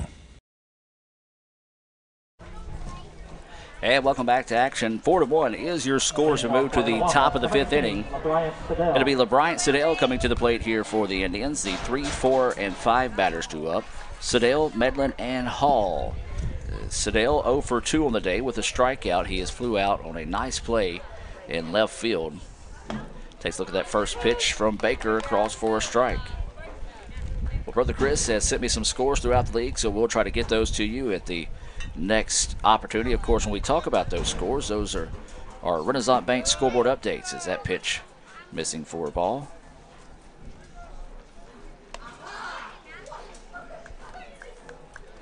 Remember to follow us on Twitter at Let's Go ICC for updates throughout the day if you have to be away from your computer. Sedell slaps this one foul. Good job by LB that time, just keeping that ball and finding a piece of it and getting it out of play. 1-2 is the count. So keeping the at-bat alive that time was LB. Got to find a way to win the battle here if you're LeBryant. 0 for 2 on the day. Awaiting the pitch here. That one outside, missing for a ball. Leaves the count now at 2-2. All right, so let's see if we can find you some of those scores, and we do appreciate Brother Chris, as always, keeping me updated on that one. All right, so these are Game 1 updates. Hines leads East Mississippi 6-0. That's through 2 innings. It's Pearl River and Delta. They're tied 4-4 through 6 innings. That's a big score there. Here's a shot lifted to the left side. Does it have a chance? Oh, and it's off the wall, but a catch is made. Well, it would have not got out of the ballpark. And another great play out there in left field as the left fielder jumped at the wall, and as he came down, he caught it and hammered into the wall, was able to hold on to it. So a good play out there in left by Havard to once again rob LeBryant Sedell of a hit. I don't know what LeBryant has done to Havard today, but he has had his number. Another great play out there by Havard in left field. So one away now, and this will be Justin Medlin. Excuse me, DJ Lewis out there in left field. Havard is actually behind the plate, so you got to be Lewis that is out there in left field. Swing and a miss on the first pitch. As this is Medlin at the plate. Man, that ball just did everything but exit the ballpark, and a great job out there by Lewis. Holmes leads Meridian 8-7 through 4 innings. East Central leads Northeast 2-0. That's in 6. A hard hit ground ball is fair down the first baseline. This is going to go for extra bases here, and they're going to try to relay it in a hurry. Medlin slides in safely. A nice hit that time by Justin Medlin to come up and get that one to come through. And they're going to come out and argue that it was a foul ball. It was a fair ball because it easily hit in fair territory, leaped over the base. And we'll go for a double. The first extra base, or excuse me, second extra base hit of the day. Like the Indians come out and argued a questionable play earlier, it wasn't really questionable on that hit as well, but as a head coach, you do want to let the umpires know you got them in their eye. So with one out now after that double, this is going to be Jacob Hall, who is 0 for 2 on the day with a pair of ground outs to the shortstop. Gulf Coast and Northwest, they have not started, as they are one of those games as well that is trying to dip, duck, dodge, and dive some rain this afternoon. That pitch missing low for a ball here to Jacob Hall. So the Indians lead it now 4-1. We're in the top of the 5th inning. This game's scheduled for 9. We are starting to get closer and closer to that time frame in which we think rain could possibly move into the area. It's about an hour, hour and a half out. Hopefully it'll stay out until we can get this game in and then maybe not have too much of a rain delay between games. So 2-0 is the count here to Jacob Hall.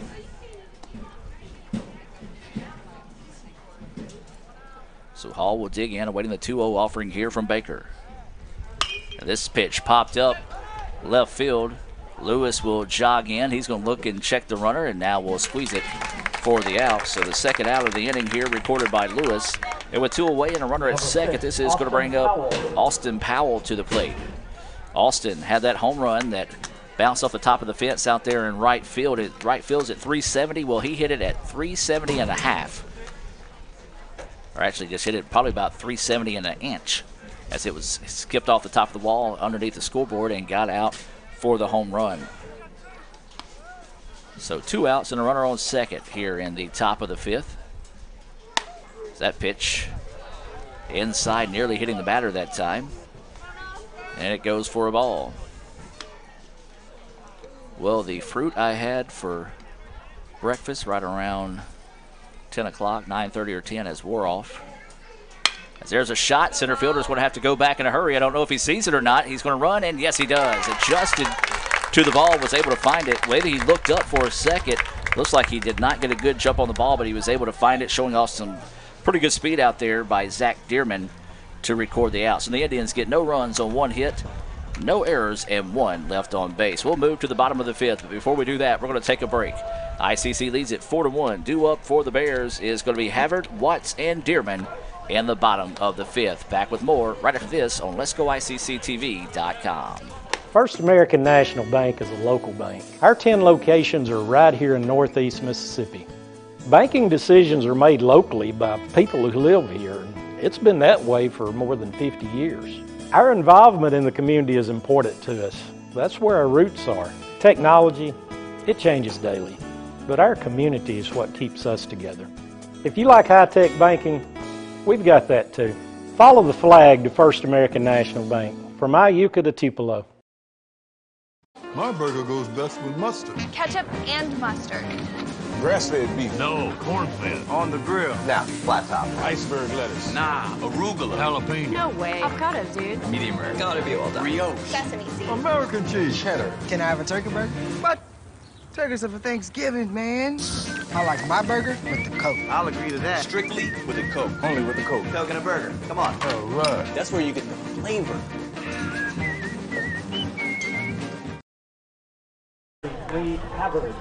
And welcome back, ladies and gentlemen, as we move now to the bottom of the fifth inning. Let's take and reset your Coca-Cola lineup here for the Indians. Defensively for the Indians on the mound is Houston Harding. Behind the plate is Austin Powell. Let's spin you around the infield, starting at third base with Russell Bunch. Shortstop is Brett Coker, the second baseman, Kyle Krieger. And over at first base is Justin Medlin. Out in left field is LeBryant Siddell. In center field, Jackson Lancaster, and Lane Domino is out there in right field. That is your Coca-Cola defensive lineup here for the Indians in the middle, or excuse me, in the bottom of the fifth. This pitch is fouled back and out of play, as this is Reed Havard at the plate. Big swing and a miss there. 0-2 now is the count here to Havard. So no balls, 2 strikes, and no outs as Havard leads it off. Watts the DH in the 9 spots on deck, and then Dearman is in the hole. That pitch drifting high. 1-2 now is the count. 1 ball, 2 strikes, and no outs here in the bottom of the fifth. This game scheduled for 9 innings between ICC and Southwest. Breaking pitch in the dirt, and gets him for a Renaissance Bank strikeout after the tagout. And another Renaissance Bank strikeout there for Hootie. And that is going to be the second of the day. 2 on the tagout.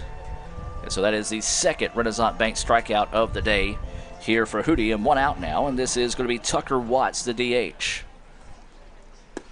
That pitch swung on and missed for a strike. You're starting to see some of those pitches that were drifting up higher earlier in the contest starting to settle in the strike zone here. 0-1 now is the count. 4-1 is your score. ICC with the lead in the bottom of the fifth inning. Fastball could not catch up with it, and quickly ahead in the count now is Hootie. 0-2. So Hootie is in the groove. He is in his stance already, waiting for the batter to get in there, and umpire gives him time, and so he's going to reset. Waiting the 0-2 offering here from Hootie. Breaking pitch in the dirt. Couldn't get him to chase one that time. 1-2 now is the count. Good eye on the part of Watts to hold off on that pitch. 1 ball, 2 strikes, 1 out. Nobody on. Bottom of the fifth. ICC with a 3-run lead. 4-1 here in game 1. That pitch hanging up high for a ball. 2-2 now is the count. So Watts trying to spark the bats of the Bears here in the bottom of the fifth. 2-2 pitch coming. Inside, missing for a ball. Nearly hit the batter that time. So after getting ahead in the count quickly, 3-2. 3 straight pitches, and now the count goes full here to Tucker Watts. So a good job by Watts, battling back and forcing the count to go full. Can Hootie find a way to win it? Pick up his 3rd Renaissance Bank strikeout of the day? Nope, we're going to foul it off and do it all over again as that one heads over to the softball field. I tell you what, if they ever have a baseball and softball game going at the same time, you got to have a head on the swivel if you're out there at softball, as that one fouled off the netting of softball and into the crowd.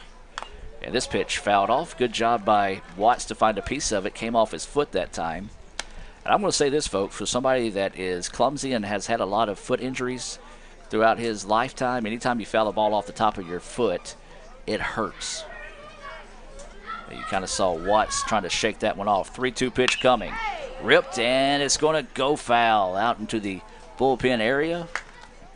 And so a nice job once again. Tucker Watts doing a really good job of getting deep in the pitch count here of Hootie. 1 out in the inning. Nobody on base after a Renaissance Bank strikeout of Reed Havard to start the inning. It was his second strikeout of the day, looking for his third. And there it is. Another Renaissance Bank strikeout as Hootie pitches that paints that inside corner. Got him looking for the second straight Renaissance Bank strikeout of the day. The third of the afternoon, and now we go back to the top of the lineup in Zach Dearman. Dearman doubled after a great effort out there in right field by Lane Domino. He made a Superman-like dive for a ball that he caught, but when he hit the ground, it popped out of his glove. And then he also flew out to left. He did score a run, so he doubled in his first at-bat of the day. That pitch missing low and inside for a ball. 2-0 now is the count. So 2-0 is the count with 2 outs. That pitch missing low, and now Hootie's falling behind in the count. 3-0, and that one popped up and caught Austin Powell, so they're going to walk the ball out here. The trainer's going to come out and buy a little bit of time for Powell as well, as they're just going to let him catch his breath. Let's take and hear a quick word from Little Caesars and be back with more right after this. Celebrate outrageous amounts of toppings with Little Caesars Extra Most Bestest. With the most cheese and now with the most toppings at the nation's best price. Create your favorite pizza starting at $6. Pay, then express pickup at Little Caesars. Pizza. Actually, as the trainers and Coach Collier walk off, it looked like the ball may have popped up and caught him underneath the mask that time, as the umpire looking at his collarbone is where he's sitting. Kind of popped up and hit him. So the count is 3-0 here to Dearman. Nobody on. There's 2 outs. We're in the bottom of the 5th. ICC with a 4-1 lead. And that pitch across for a strike. Good job by Hootie to come back and find the strike zone. Dearman taking the whole way that time. 3-1 now is the count. 2 outs. Nobody on. Ground ball. Second baseman Krieger is going to have to run up and hurry here. Gloves it with and gets it across the way for the out. A nice play there by Kyle Krieger, as the ball was a slow roller that time. He got it in the glove and knew that he didn't have time to exchange it from his glove to his hand, so he just tossed it underhanded with his glove, and Medlin was there to squeeze it for the out. Good speed by Dearman, but a nice play by the Indians to end the inning. We've played 5 here in Summit. ICC leads at 4-1 over the Bears of Southwest Mississippi. We'll take a break and be back with more right after this on Let'sGoICCTV.com. This broadcast of ICC Athletics is being brought to you by Renaissance Bank, Little Caesars, Davis Ford, the Sonic of Fulton, Tupelo Coca-Cola Bottling Works, the Orthopedic Institute of North Mississippi, First American National Bank, the ICC BSU, your Itawamba County Farm Bureau agent, Joey Cox, Cagle Eye Center, the ICC Foundation, the Bank of Okolona, and the ICC Alumni Association.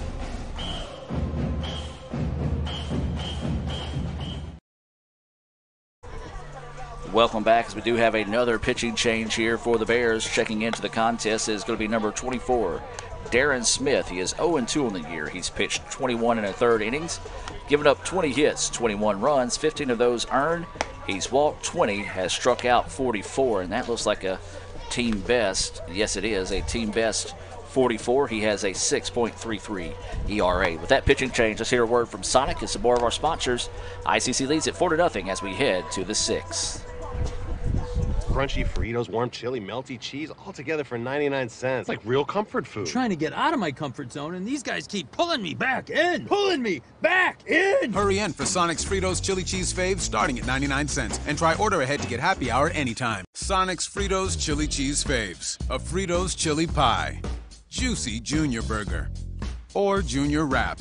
Does all this comfort come at a price? Yes, it starts at 99 cents. Hurry in for Sonic's Fritos Chili Cheese Faves.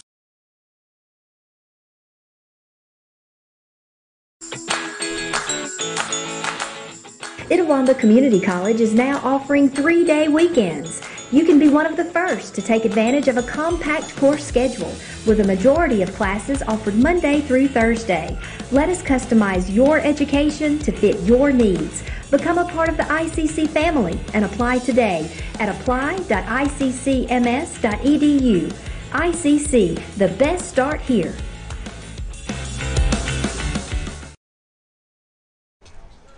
And welcome back, ladies and gentlemen, as we get set to start the top of the 6th inning. 4-1 is your score. As Russell Bunch stands in, takes that first pitch high for a ball. Russell is 0 for 1 on the day. He walked in the second, scored a run on an RBI single by Krieger. Rounded out to third in his previous at-bat for the second out of the third. Swings on this one, fouls it out of play, and evens the count at 1-1.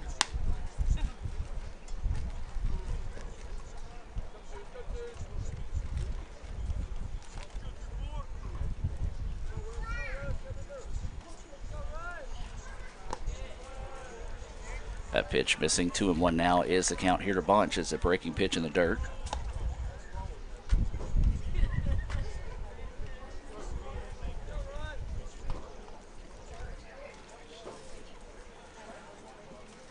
So the 2-1 offering getting set here for Russell Bunch. They're playing him pretty much straight away all across the board as that pitch hangs up high and outside. 3-1 now is the count here to Bunch. Bunch, Coker, and Domino due up here in the top of the 6th. This game scheduled for 9. It's the Indians leading this one 4-1 as this is Smith at the plate, and he's going to reset himself here. Wind is now blowing from the scoreboard to the foul pole, and every time I talk about the wind, it just shifts on me. It changes. 3-1 pitch hangs up high, and for the second time today, Russell Bunch will get a free pass. He led off the third inning with a walk and now leads off the 6th with the same. And now this will be Brett Coker. Coker is 1 for 2 in the afternoon with a single and a run scored. He had a grounded out to the pitcher on a check swing in the third. And so now Coker will dig in here, trying to spark the bats for the Indians. They lead it 4-1. We're going to start checking that weather forecast here in a few moments. We said it's going to be about that 3 to 4 o'clock hour when it could start moving into the area. We're currently at 2:16, so hopefully we can get game 1 in and maybe could get it rolling in game 2 before the rains get here. Is that pitch missing for a ball? 1-0 is the count here to Coker. Bunch takes his lead at first. Coker looks at that one, decides to not swing on it. It's in there for a strike. 1-1 now is the count as that one paints the outside corner. 1 ball, 1 strike, and no outs. As this new pitcher in the game is Darren Smith, third pitcher of the afternoon for the Bears. Coker shows bunt. Tough play here. Nobody can get to it. Going to have to hurry. And then it's going to be an error, or excuse me, a throwing error, but I'm going to give it a hit on the play. The throwing error will allow the runners to advance. So Coker with an infield single will advance on the throwing error. And so now with runners on the second and third now with no outs, this is going to be Lane Domino. 8th hit of the day for the Indians. First error on the day for the Bears. Because there was no chance of getting Coker on that play on the throw to first, so that will go most definitely for a hit without a question. And then the runners will advance on the throwing error in that situation.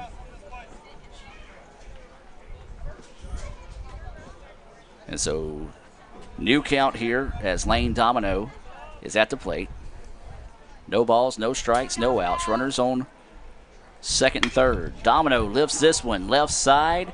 This one's got a chance. Back to the wall, and no, it's just going to be up against the wall again, but it will turn into a sacrifice fly as the run will score. That one nearly got out of the ballpark as Domino, much like Sedale earlier, sends it to the wall. The left fielder bounces off against the wall, but that will go for a sacrifice fly, and the Indians now take a 5-1 lead. That sacrifice fly being brought to you by the ICC Baptist Student Union, Reminding you of the ultimate sacrifice paid for our sins. That's the ICC BSU.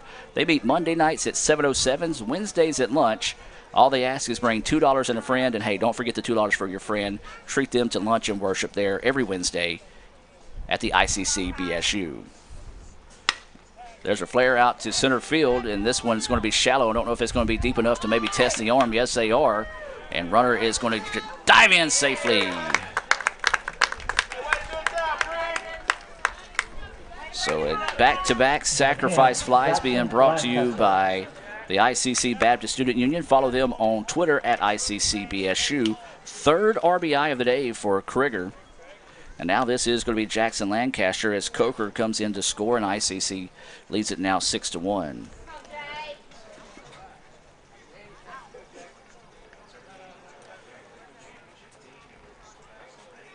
And so now this will be Jackson Lancaster, 1 for 3 on the day. He does have an RBI single. As that pitch, good-looking pitch. No idea where that one missed, but caught a ball. So 1-0 is the count here to Jackson Lancaster. Lancaster grounded out to third to start for the second out of the first. Did have that RBI single in the third, and then flew out to right to end the fourth. And that pitch is in there for a strike. 1-1 now is the count. 1 ball, 1 strike, and 2 outs. Indians struggled to start. They did not get their first hit. And now there is a warning given to the Southwest coach. Did not hear anything, and we've got our crowd mic pumped up pretty loud. So don't really know what was said in that situation, but the home plate umpire come out pretty sternly and gave him that warning. This pitch, a nubber, and it's off the end of the bat, and it will roll foul for strike 2. 1-2 now is the count here to Jackson Lancaster. Well, the Indians push across 2 runs on a pair of sacrifice flies, one by Lane Domino and the other by Kyle Krieger, to score 2 more runs, and they lead it now 6-1 here in the top of the 6th. So this is Smith. Pitch coming. Grounder, second baseman, gets it. Oh, and it bounces off of him. That's going to go for an error. A 2-out error there on the second baseman. A tough play as that one came in and kind of took an awkward hop as it knifed into him.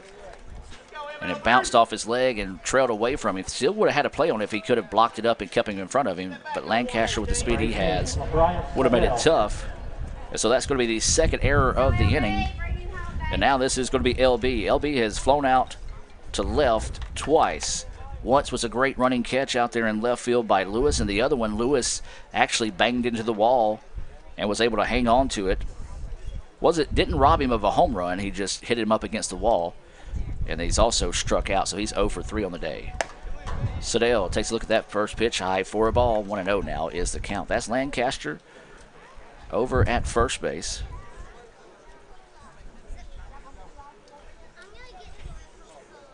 And so Sedale trying to spark the bats here with the 2 outs.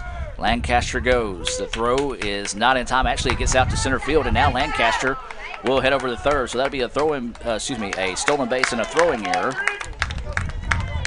That'll allow the runner to move to third. And so now a base hit could be huge here for the Indians and push across another run, as that will be an error, the third of the inning here. So the wheels kind of slipping off here for the Bears as the Indians have put on some pressure here. They lead at 6-1 now. 2 outs. Runner at third here for LaBryant Sedale. ICC leading 6-0 here in the top of the 6th. And there's a beautiful pitch out of the hands of Smith. That time a breaking pitch that just drifted right back into the strike zone for strike 2. 1-2 now is the count.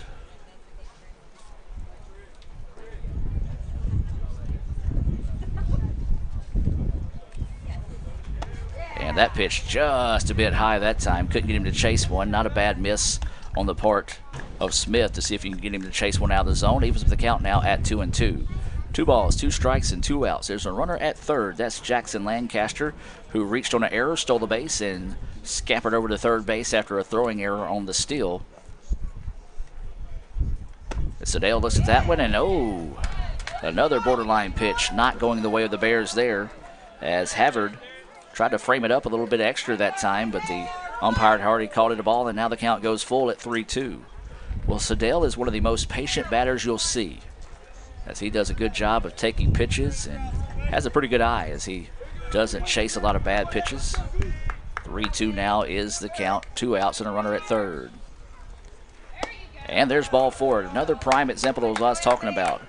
For the most part, LB does a really good job Number 11, Justin Medlin, of hanging off those type of pitches, and he draws another walk. And now this will be Justin Medlin coming to the plate. So 2 outs. Runners on the corners here for the Indians. Sedale with deceiving speed over there at first base. With 2 outs, I don't believe we'll see, I don't know, you may see Rick try to go ahead and find a way to push across that 7th and maybe 8th run by putting a runner in scoring position here. So this will be Justin Medlin. He is 1 for 3 on the day with a double. He was left stranded in scoring position back in the 5th. Grounded out to second to end the 3rd and started off the 2nd by grounding out to 2nd. The second baseman playing him well to the right side of second base, as if he can get something towards the infield umpire, there will be absolutely no chance of a play. Well, much like we had at Southwest Tennessee, we now have somebody in Southwest Mississippi with some pipes on their car and gunning it as they go by. Not as loud as the one in Southwest Tennessee, though. So 0-1 is the count. 2 outs. Breaking pitch. Missing high, I guess? No idea where that pitch missed. That was a beautiful pitch out of the hand of Smith that time, and it's called a ball. 1-1 now is the count. So Smith kind of getting squeezed here in the top of the 6th. Runners on the corners here for the Indians with 2 outs. Justin Medlin at the plate. Medlin fouls this one back, and now the count goes 1-2 here. 1 ball, 2 strikes, and 2 outs. You've got a runner at first in LeBryant Sedale, who drew a 2-out walk, and a runner over at third in Justin Lancaster, who got there after a pair of errors and a stolen base. All of those with 2 outs. Can the Indians find a 2-out hit here? Justin Medlin at the plate. Jacob Hall on deck if he does. 1-2 pitch. Runner goes, and there's a shot out to the right field. Right fielder is going to have to come up and now makes the running catch. Well, he thought it was going to carry a little bit more. The wind picked up, and he does record the out to end the inning. But the Indians do get 2 runs off 1 hit and 3 errors and 2 left on base. ICC leads it 6-1. We'll take a break and be back with more right after this on the ICC Sports Network. Student involvement is a top priority here at Itawamba Community College. If you want to be involved with student government, then the Student Government Association is the place for you. If you have a stellar GPA, then Phi Theta Kappa is for you. If you're interested in the diverse culture of our campus population, then the Diversity Club is for you. If you're interested in leadership and service, then Indian Delegation is for you. If you're majoring in computer programming or computer networking, then CPNA, the Computer Programming Networking Association, is for you. If you're interested in good conversations and free lunch on Thursdays, then the Wesley Foundation is for you. Our health science programs also have specific organizations for those majors. Student Activities is excited to bring you new opportunities here at the ICC Tupelo campus. Whatever your passion may be, we have a place for you. This video is brought to you by Phi Theta Kappa, Beta Chi Sigma, Tupelo campus. Celebrate outrageous amounts of toppings with Little Caesars Extra Most Bestest. With the most cheese and now with the most toppings at the nation's best price. Create your favorite pizza starting at $6. Pay, then express pickup at Little Caesars. Pizza. And welcome back to action, ladies and gentlemen, as it will be the 2-3-4 batters due up here for Southwest. DJ Lewis, Paco Bello, and Michael Buck. I'm saying this right now, folks. If we had an MACJC all-name team, Paco Bello wins it going away. Not even a competition. 6-1 is your score now as we move to the bottom of the 6th.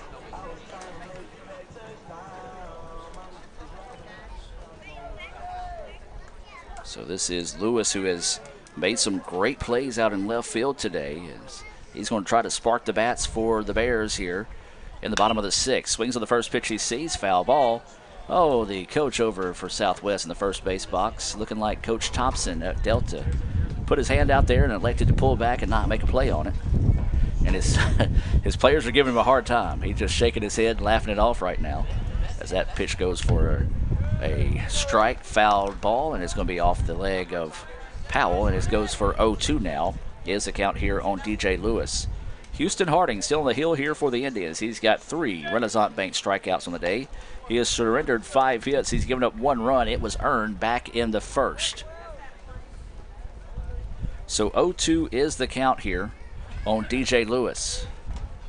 Pitch coming, it drifts up high. 1-2 now is the count. Not a bad spot to miss if you couldn't get him to chase one after getting him to foul off the last pitch. 1-2 now goes the count. No outs as Lewis is starting off the inning here in the bottom of the sixth. That pitch in the dirt. Nobody on base, so really does no damage there, and evens up the count now at 2-2. 2 balls, 2 strikes, no outs. We'll go over the scoring recap and the exchange of innings. It's a breaking pitch, swung on and missed for strike 3. Another Renaissance Bank strikeout there for Houston Harding. That is going to be his 4th of the game. And now up is Paco Bello.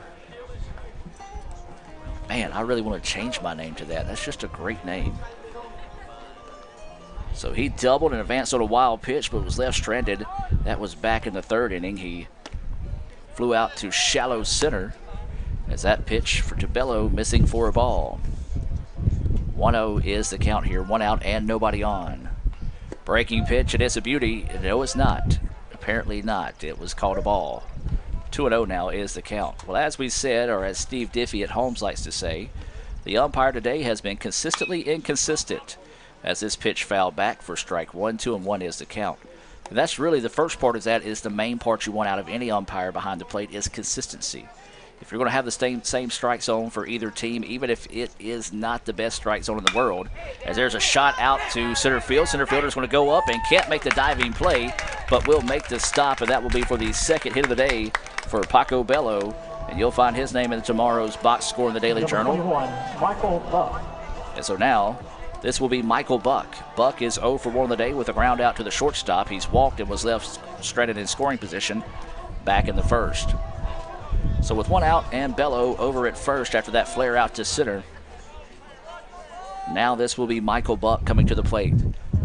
The Bears trying to spark a rally. They trail at 6-1 here in the bottom of the 6th. This game scheduled for 9 innings as all game 1s are in conference play. Harding on the heel here. That pitch drifting high for a ball. There's no action in the bullpen right now for the Indians. Harding has had a few innings where he's went deep in his pitch count, but he's also had some pretty quick innings as well, especially that 2nd inning. So 1-0 is the count. Bello is over at first. This pitch popped up way in the air. Can of corn here for Jackson Lancaster as he will squeeze it for the out, and now there's 2 away. So this will bring up Logan Larimore. He had an RBI single back in the 1st. He also flew out to center in a 3-up, 3-down inning after a Little Caesars double play. The Indians have gotten 2 pretty good defensive plays today to get a 3-up, 3-down inning the unconventional way. Back in the 2nd, they picked off the runner, got him in a rundown, 1-3, 6-3 on the putout. And also, Kyle Krieger came up, made a play on a slow roller to 2nd, tagged the runner, and then threw over to 1st for the Little Caesars double play to end the 4th. So now with 2 outs, the throw over to 1st was not in time as Bello just steps back on the bag, takes a minimum lead here against the southpaw Houston Harding on the hill.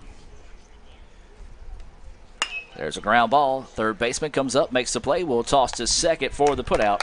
Score that one 5-4 to end the inning, and the Indians get out of the inning with no damage done. We've played 6, and ICC leads it 6-1. No runs on 1 hit and no errors. Let's take a look at your First American National Bank scoring recap in the game as we get set to move to the top of the 7th inning. For ICC, or excuse me, the first run of the game came in the bottom of the 1st. It was an RBI single by Logan Larimore, who scored Zach Dearman, who doubled after a great play out there in right field by Lane Domino. He made a diving effort, was completely airborne, but caught the ball, but when he hit the ground, the ball popped out of his glove. So that goes for a double for Dearman. So that was an RBI single for Larimore. That's it for the Bears.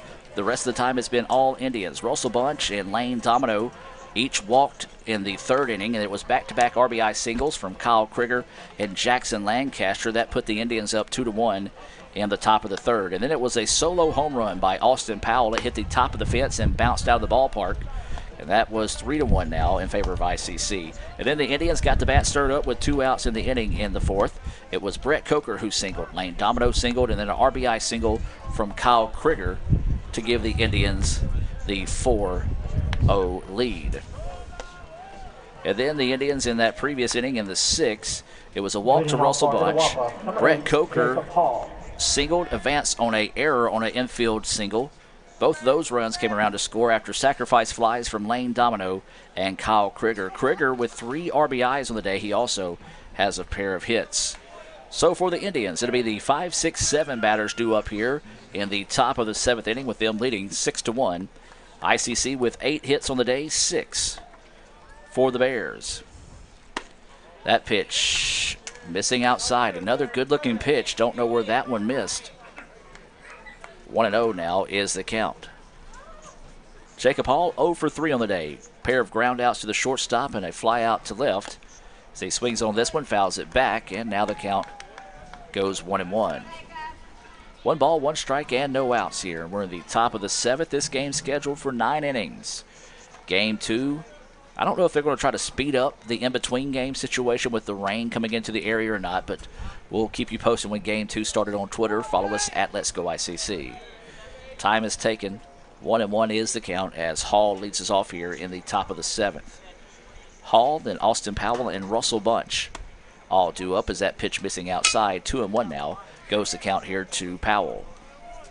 Or excuse me, this is Hall. Jacob Hall at the plate.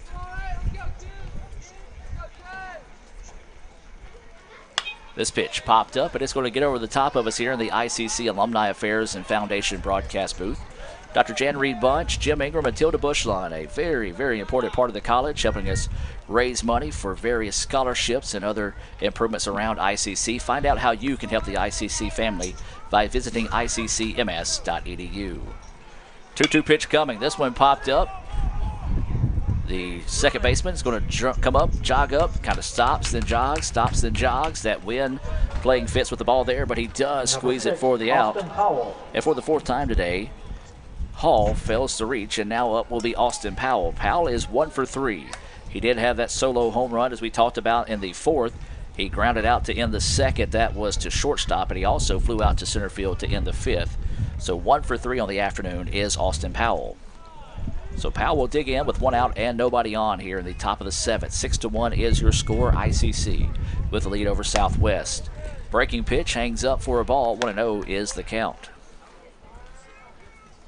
Well, again, remind you our next broadcast scheduled here on the ICC Sports Network is scheduled for tomorrow at Colin. But I'm going to be honest with you, folks, as there's a flare out to the right side, and it's going to go for a base hit.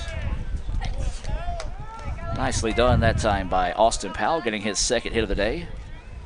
So he went with the pitch and just poked it out there to right field for his 2nd hit of the day. But to finish my thought, our next broadcast scheduled for tomorrow at 11 a.m., softball at Colin, but I don't see us playing that game after listening to the broadcast on the radio on the way in. They're calling for flash flooding tomorrow. So I don't see it. I just don't see it happening, especially if we get some rain this afternoon. Throw over to first, and that's in time. Nice pickoff move there from Smith as he just caught Powell leaning a little too much that time, and he tried to dive back and just could not do so. A great quick tag that time by Buck. If Buck doesn't apply that slap-style tag, in my opinion, he doesn't get it called out, but a good job there by Buck to snap tag and get the out. So 1 out now, and this is Bunch at the plate. Russell takes that pitch, a breaking pitch in there for a strike. So we saw the Indians pick off a runner earlier in the contest. Now the Bears return the favor. There's another breaking pitch across for a strike. 0-2 now is the count here to Russell Bunch. He is 0 for 1 on the day. He has walked twice, and each time he's walked, he found a way to score a run. He's also grounded out 5-3. That was back in the 4th inning. So 0-2 is the count here to Bunch. Grounder, shortstop. Gloves it, throws it over, and is in time for the out. Record that one 6-3. So an unconventional 3-up, 3-down inning there for the Indians after a nice pickoff move by Darren Smith as ICC gets no runs on 1 hit and no errors. We'll move to the bottom of the 7th. But before we do that, we're going to take a break and hear a word from our sponsors. And we'll be back with more right after this on Let'sGoICCTV.com. This broadcast of ICC Athletics is being brought to you by Renaissance Bank, Little Caesars, Davis Ford, the Sonic of Fulton, Tupelo Coca-Cola Bottling Works, the Orthopedic Institute of North Mississippi, First American National Bank, the ICC BSU, your Itawamba County Farm Bureau agent, Joey Cox, Cagle Eye Center, the ICC Foundation, the Bank of Okolona, and the ICC Alumni Association.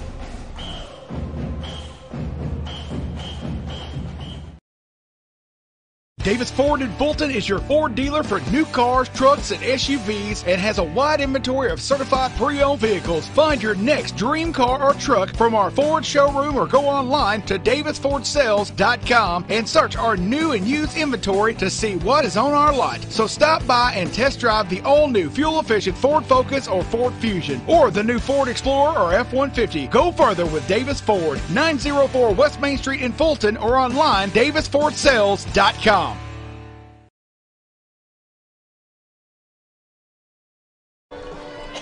And welcome back, ladies and gentlemen. It's the 6, 7, 8 batters scheduled up here. Will Ford, Netterville, and Havard for the Bears. Let's take a look at a Renaissance Bank scoreboard update. Renaissance Bank, understanding you. RenaissanceBank.com, member FDIC. First game, one final of the day. East Central defeats Northeast 4-0. Sophomore Thomas Booth throws a complete game no-hitter with 14 strikeouts. Wow. You know he'll get a nomination for Pitcher of the Week. As this pitch off his hands, jammed, and nearly coming back into the broadcast booth here, but instead gives over the top of us. Other scores is Gulf Coast over Northwest 1-0. That's after one. They had a little bit of delayed start there. So that pitch high and inside, 1-1 now goes to count. Hines leads East Mississippi 6-3. That's through 4 innings. And how about this? Delta leading Pearl River 5-4. That's through 8 innings. So that could be a big-time upset there if Delta finds a way to hold on to that win over Pearl River. That pitch missing outside, and now 2-1 goes the count here to Ford. Ford is 1 for 2 on the day with a single and a fly out to right. Ground ball, worm burner up the middle. Krieger finds it, throws it over in time for the putout. 4-3 for those of you that may be scoring at home. Now, when I say that, that's kind of a lost art in the game of baseball and softball. Not a whole lot of people still score games while they're watching. I do encourage you that if you're a stats nerd or a numbers nerd like myself to check into that. It's a fun way to learn the game, kind of pick up on things you don't see and maybe judge your opinion on what people call hits and errors. Of course, when you go to an MLB game, you can pick up those scorecards as well. And I think more often than not, is that pitch across for a strike. More often than not, that it's just the SID in me. I don't know how to watch a game and not do anything. So 0-1 is the count here, as this is Brett Netterville, who is 1 for 2 on the day. Swings at that one, comes up empty. 0-2 now is the count. Well, he singled back in the second, but was picked off by Hootie, and then he grounded into a double play to end the fourth. 0-2 pitch coming. There's a flare out to the right side. It's going to get out of play. Yep, if there's a baseball game, folks, if we're here next Friday, if there's a baseball game going here at Southwest, if you're part of the ICC softball family, keep your head up because you can get clocked out there. There's a nice hit just waiting back on the curveball, and that's going to go for the second hit of the day for Brett Netterville. That's just going to be a hard hit single out there to the gap in left. So that goes for the second hit of the day, and now this is going to be Reed Havard coming to the plate. He has struck out twice, once looking and once swinging. After the ball got away, he was tagged out by Powell. And so he'll be looking to redeem himself here with 1 out and a runner over at first base for the Bears. They trail 6-0. ICC's bats were cold to start the day. They have 9 hits on the afternoon. As that pitch up high. 7 hits on the day for the Bears. They just don't have the runs to show for them, as the Indians have done a good job of getting out of some tight situations throughout the afternoon. 1-0 is the count. That pitch missing low for a ball. 2-0 now goes the count here to Havard. It's like Powell wants to come out and talk to Hootie real quick. They are getting some guys starting to get loose out in the bullpen for the Indians. So that looks like Race Androni is out there along with Austin King. So maybe it's just Austin maybe starting to go through his pregame warm-ups. And that's what we said. They might try to speed up the the start of game 2 with the rain coming into the area. 2-0 is the count. There's a hard hit ball that's going to get through. It's going to go past the shortstop, and back-to-back hits now for the Bears. And look out, folks. Here come the Bears now with one out in the bottom of the 7th. They're trying to spark a rally. They trail 6-1, and now we go to the number 9 batter. This is going to be Tucker Watts. Tucker struck out looking in his previous at-bat. He's also flown out to center field, so he's 0 for 2 on the day. So runners at first and second with one out after a ground ball by Will Ford to the second baseman.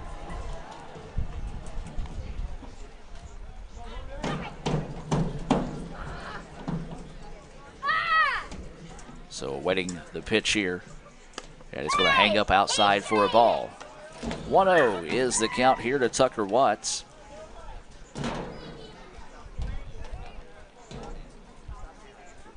One out.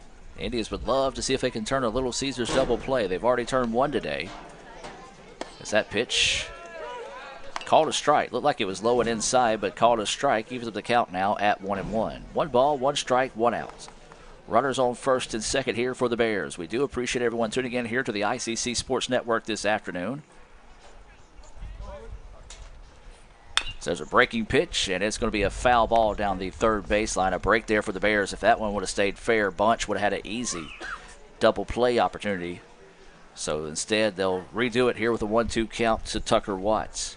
When we talk about the ICC Sports Network, we also talk about 95.1, The Farm, your hometown country station. It used to be ESPN 95.1 The Fan, but it's now it's now 95.1 The Farm. You can hear some of the best country from the 80s and 90s and sprinkle in some of the best hits of the day. That's 95.1 The Farm. So 1-2 is the count. Pitch coming and swung on and missed for strike 3.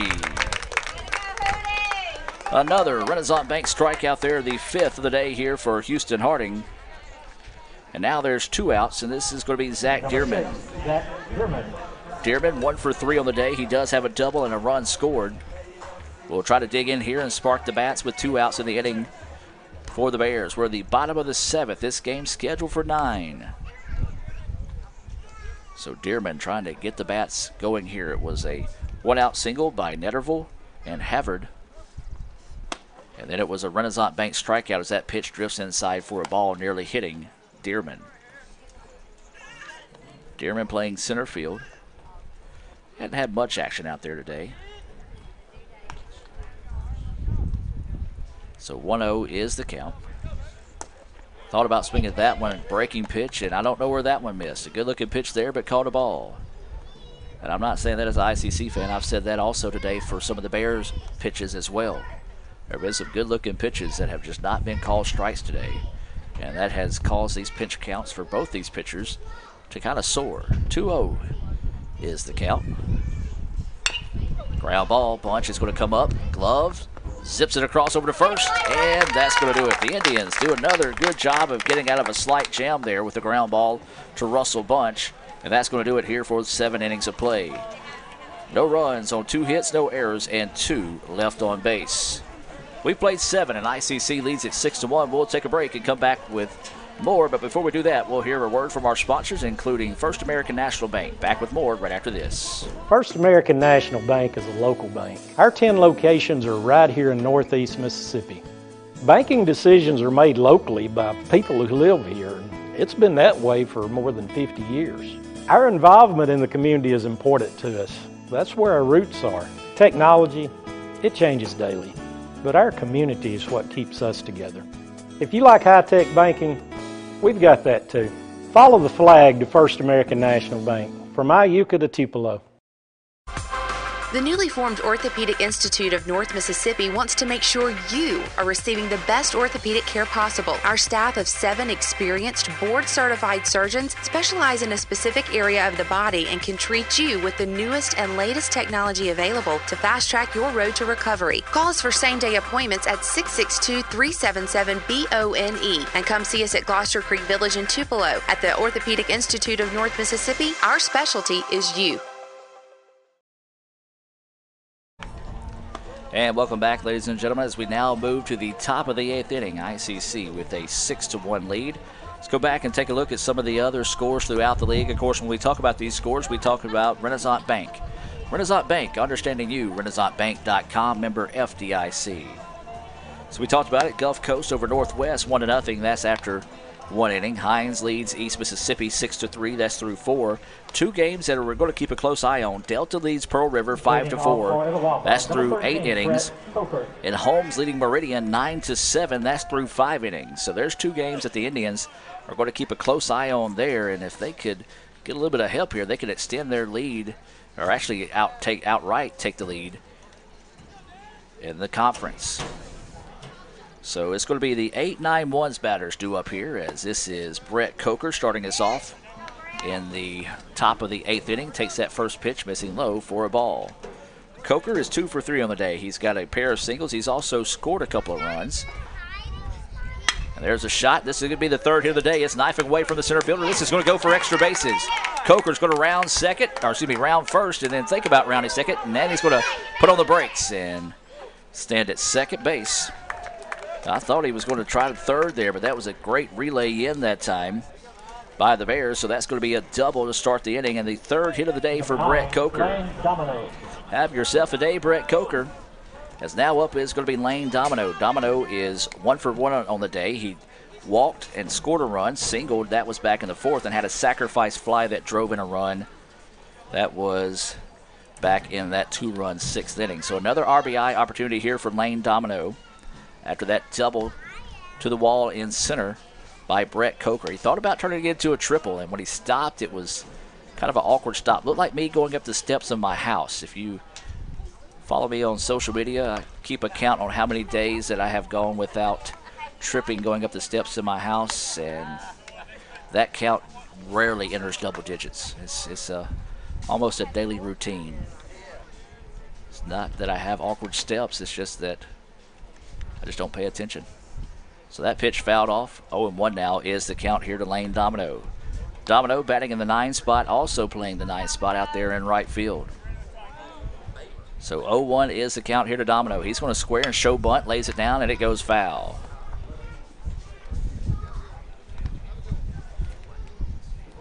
So we saw Brett Coker reach on an infield single after a bunt, and he was able to advance on a throwing error on the play because nobody was there to cover the bag, so it was an infield single. The Indians actually have 10 hits on the day. They only showed 9 on the board, but they do have 10 on the day. The Indians' bats, they have been rocking. They have clipped into double-digit hits in the past 3 straight games. So 0-2 is the count here to Lane Domino. And this is going to be Smith stepping off here. They are got some guys warming up in the bullpen for the Bears. It looks like they're going to go for that platoon effort here in game 1. Domino going to have to protect the plate, though. Chokes up on the bat. 0-2 is the count. No outs and a runner at second. Breaking pitch is a beauty, but called a ball. Wow. That was a great pitch to ring up Domino on, as Smith, though, not getting the benefit of the doubt from the home plate umpire. But again, he has been consistent all day with those calls, so you can't really complain if you're an ICC or Bears fan. So 1-2 pitch coming, and Domino swings and misses on that one. Ball don't lie as Domino goes down swinging at strike 3. That is going to be the first Renaissance Bank strikeout of the day for Darren Smith, and now this will bring up Kyle Krieger.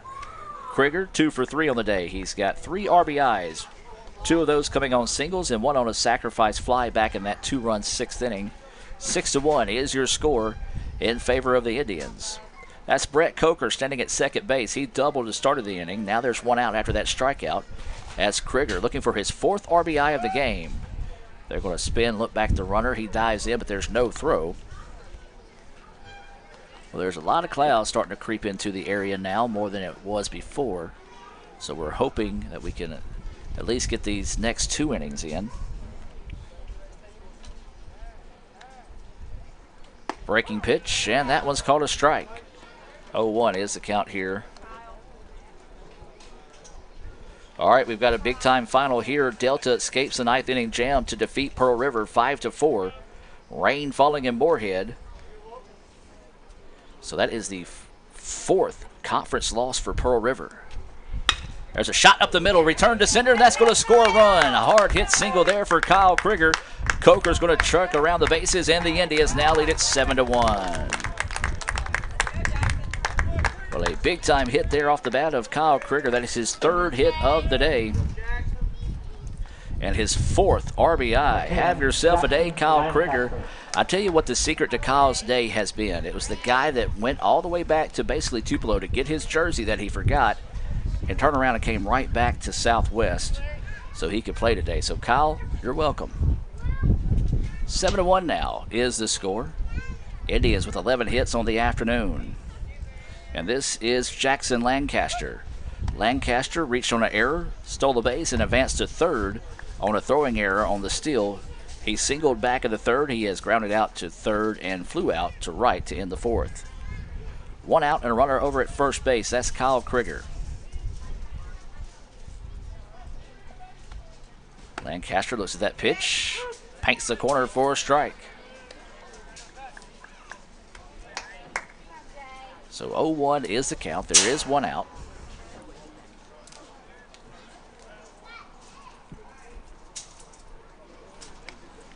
Indians leading this contest 7-1. Throw over to first, not in time as Krieger jogs back safely. There was no tag.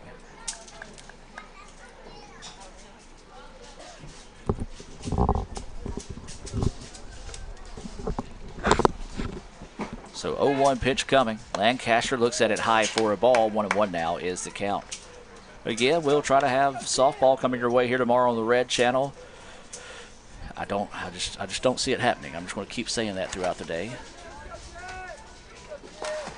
We're hoping to be able to get game 2 in uninterrupted here this afternoon in Summit. But rain is looking to be creeping into the forecast here pretty soon between that 3 and 4 o'clock hour. That pitch, a beauty on the corner for a strike. 1-2 now is the count here to Jackson Lancaster.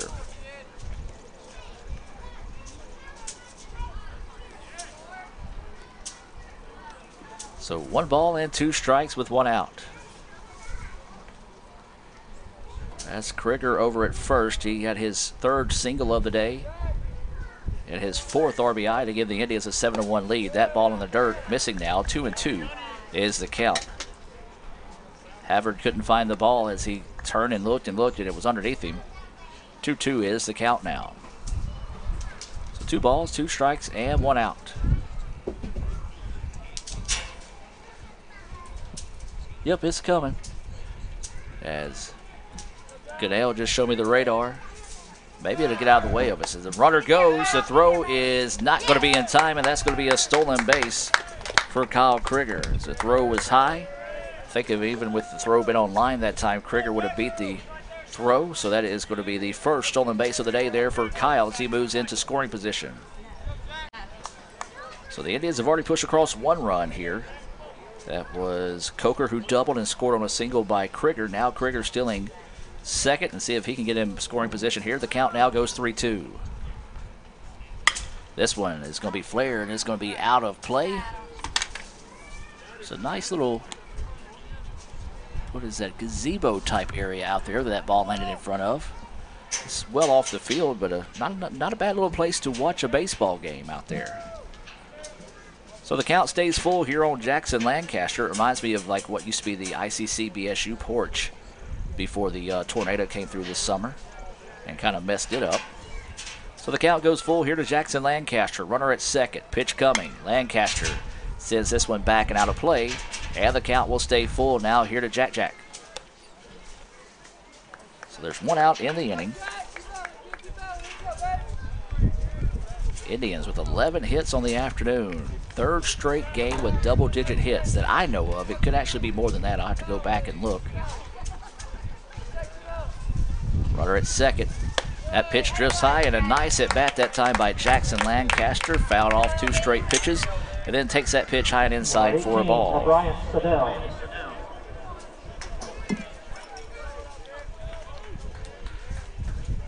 So now this will bring up LeBryant Siddell, who walked in his previous at-bat.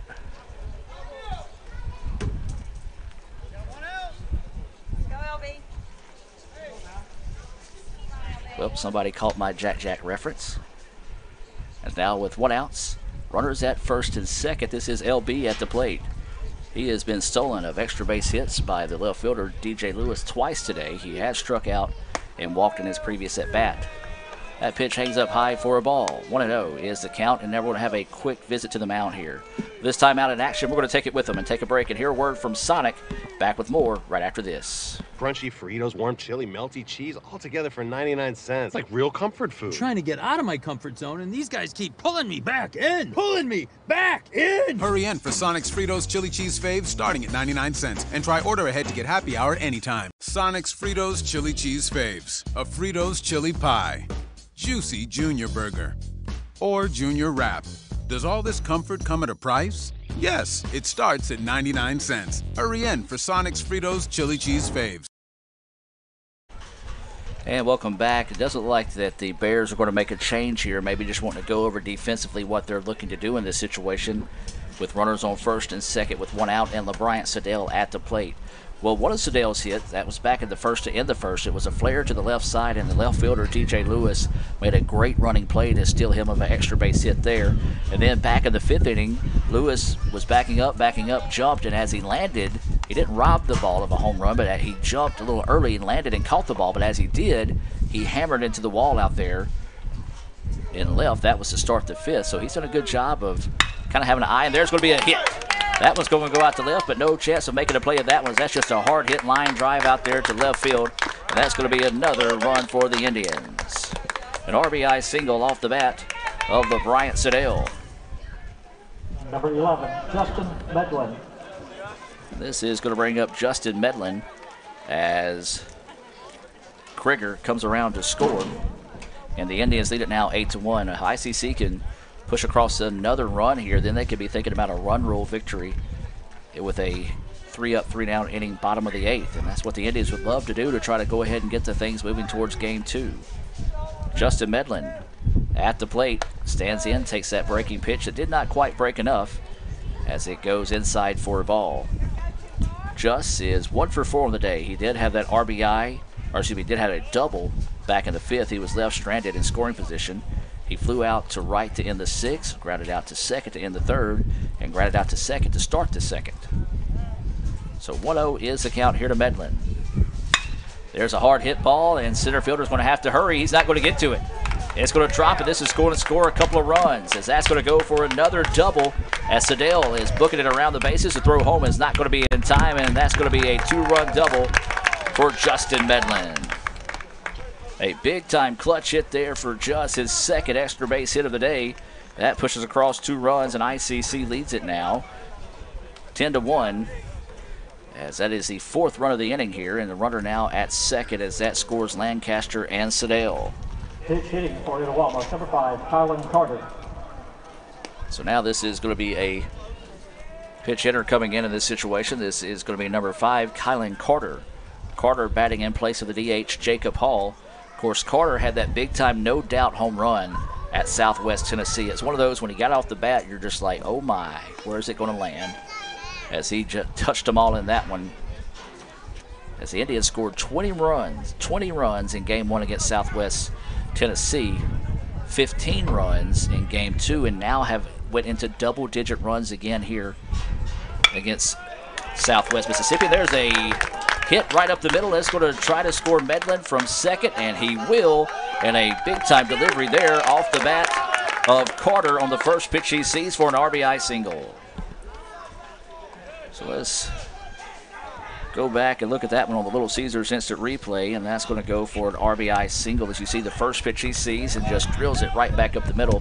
And now we will have a pitching change here as the Indians lead it 11-1 with 5 runs now here in the top of the 8th. Breaking the action, we're going to take it with them here. A few words from our sponsors. I tell you what, let's hear a word from all of our sponsors, as we'll be back with more right after this on Let'sGoICCTV.com. This broadcast of ICC Athletics is being brought to you by Renaissance Bank, Little Caesars, Davis Ford, the Sonic of Fulton, Tupelo Coca-Cola Bottling Works, the Orthopedic Institute of North Mississippi, First American National Bank, the ICC BSU, your Itawamba County Farm Bureau agent, Joey Cox, Cagle Eye Center, the ICC Foundation, the Bank of Okolona, and the ICC Alumni Association.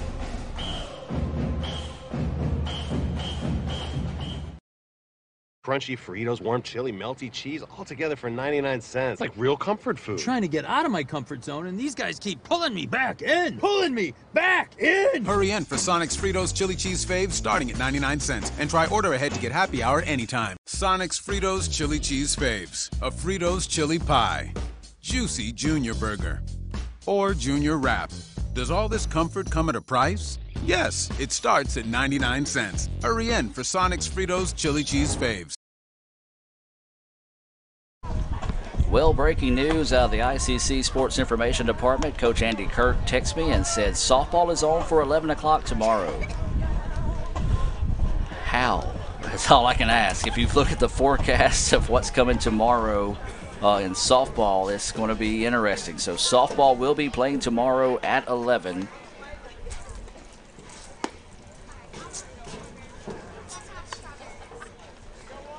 Let me message Lee Adams, who is manning things back in North Mississippi. Number 6, Austin Powell.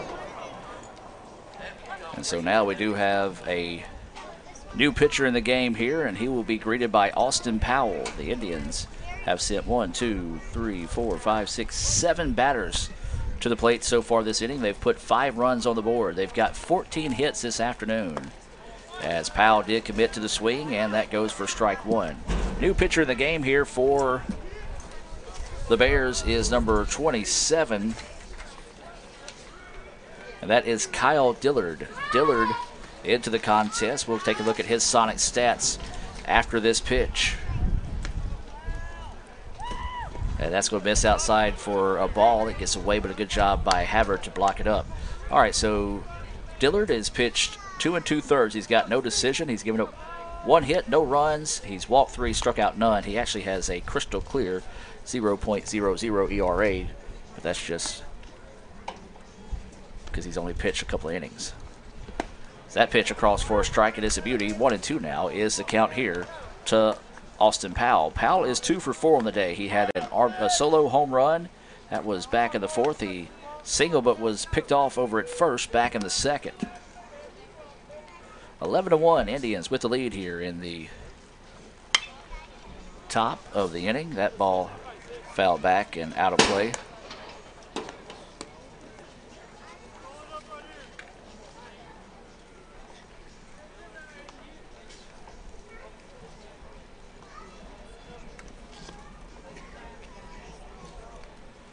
That pitch missing for a ball. 2-2 now is the count.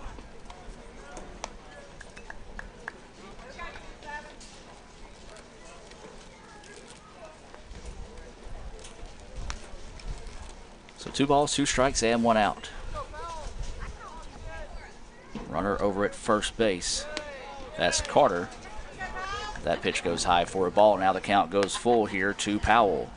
Russell Bunch is on deck for the Indians. He will be the 9th batter of the inning if he finds a way on. Or excuse me, if he does get an at-bat, I should say. Awaiting the 3-2 offering here from Dillard. Ground ball, it's a foul ball. Coach Collier doesn't make it a play on it. As a matter of fact, he just gets out of the way, and the count will stay at 3-2.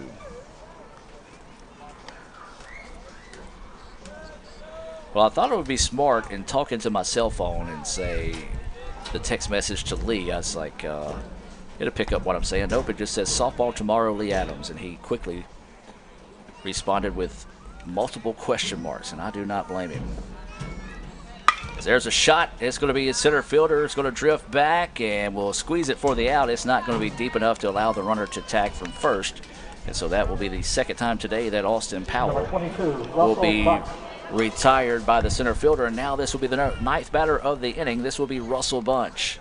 Russell is 0 for 2 on the day. He does have a pair of walks. He's scored a pair of runs. He's grounded out to third and to the shortstop. He grounded out to short to end the 7th. So with 2 outs now and a runner over at first base, that is Carter. Bunch swings on the first pitch he sees, and this is going to drop for extra bases. A hard hit ball down the line, and they're going to send Carter from first to home. And that's going to be an RBI there as Carter, trucking around the bases, scores the 12th run of the inning for the Indians, and that's going to be a double off the bat of Russell Bunch. An RBI double Number there. 13, Brett Coker. And now the guy that started it all is now back up. Brett Coker, who doubled the start of the inning, eventually came around to score. As the Indians have pushed across 6 runs here in the top of the 8th inning. 12-1 is your score. So Coker getting his second at bat here in the 8th, and he's going to be hit by a pitch. You hear somebody yelling from the dugout, "Don't rub it," as Coker will head down to first. And this will be Lane Domino. Domino struck out swinging for the first out of the inning. Looking to redeem himself here, as this is Dillard.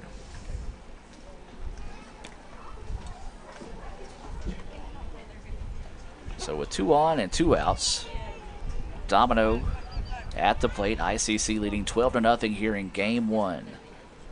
Trying to make quick business of the Bears here if they can get a 3-up, 3-down bottom half of the inning. Of course, Harding maybe getting loose over there again, as he has spent a lot of time on the bench here with this big inning here for the Indians. They scored 2 in the 3rd, 2 in the 4th, 2 in the 6th, and now 6 in the 8th inning. And they lead at 12-1. There's a flare down the right side. It's going to get out of play into the bullpen area for the Bears. And that'll go for a strike. 1-1 is the count here on Domino.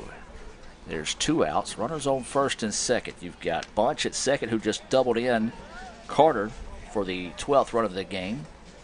And then it was a hit by pitch to Brett Coker that put him over at first. 1-1 offering, and Domino just could not find a piece of that one. A nice pitch from Dillard that time to get it across for a strike. And now 1-2 is the count here to Domino.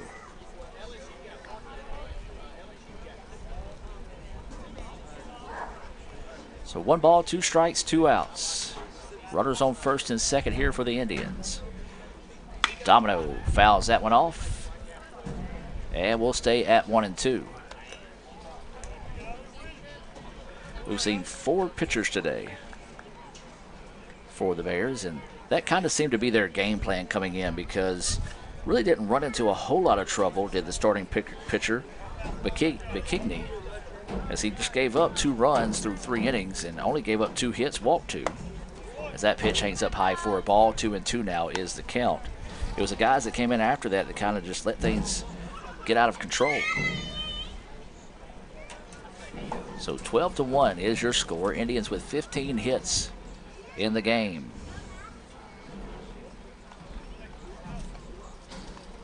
Awaiting the 2-2 pitch here from Dillard. Instead, he's going to look the runner back to second. There was no throw, so Bunch will get back standing up. 2 balls, 2 strikes, and 2 outs. Runners on first and second as we reset here with Domino. Bears trying to find the exit. Indians trying to add some more runs to the board. There's going to be pop back and out of play, and we'll stay at 2-2. 6 runs have the Indians scored so far here in the top of the 8th. 2-2 is the count with 2 outs. A nice at bat right here by Domino. See if he can find a way to win the battle. Dillard, however, trying to find the exit, awaiting the 2-2 offering. Pitch coming, swung on and missed. The ball gets away. They're going to have to throw it down to first. Won't be an issue, or was it? The good scoop out of the dirt, though, over there by the first baseman to end the inning. So that will be a Renaissance Bank strikeout, 2-3 on the putout to end the inning. But the Indians get 6 runs on 1, 2, 3, 4, 5, 6 hits. No errors and 2 left on base. We'll move to the bottom of the 8th. Can the Indians close the door on this one? We'll find out. But before we do that, we're going to hear a break. We're going to hear a word from our sponsors and be back with more right after this. With the Little Caesars mobile app, you can customize an extra most bestest pizza with the most cheese, and now with the most of any toppings for the nation's best price. It's the crowning pizza achievement. And it's true what they say. It's lonely at the top. Unless you have an extra most bestest pizza. Then it's a party at the top! Little Caesars Extra Most Bestest Pizzas, the world's easiest way to outrageous amounts of toppings, starting at $6. Pizza. And welcome back, ladies and gentlemen, as it's 12-1 is your score. Let's take a look at some more scores throughout the league. Of course, these scores being brought to you by Renaissance Bank. Renaissance Bank, understanding you, renaissancebank.com, member FDIC. Thanks to brother Chris Burrows for sending me these. Game 1 updates. Kahoma leads Colin 8-7. That's through 5 innings. Hines leads East Mississippi 6-3. That's also through 5 innings. Gulf Coast still up on Northwest 1-0 through 3 innings. And Holmes still leads Meridian 9-7 going into the bottom of the 7th. Those games going on in Goodman. Another final today, and it's been a wild day already. Delta escapes a 9th inning jam to defeat Pearl River 5-4. As that's Pearl River moves to 7-4 now in conference play. Delta 4-9 in conference play. A big win there for the Trojans. As that pitch high for a ball.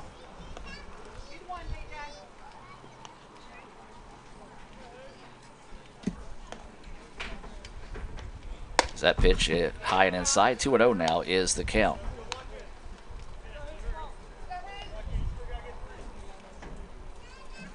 So 2-0 pitch, and that's missing. 3-0 now is the count.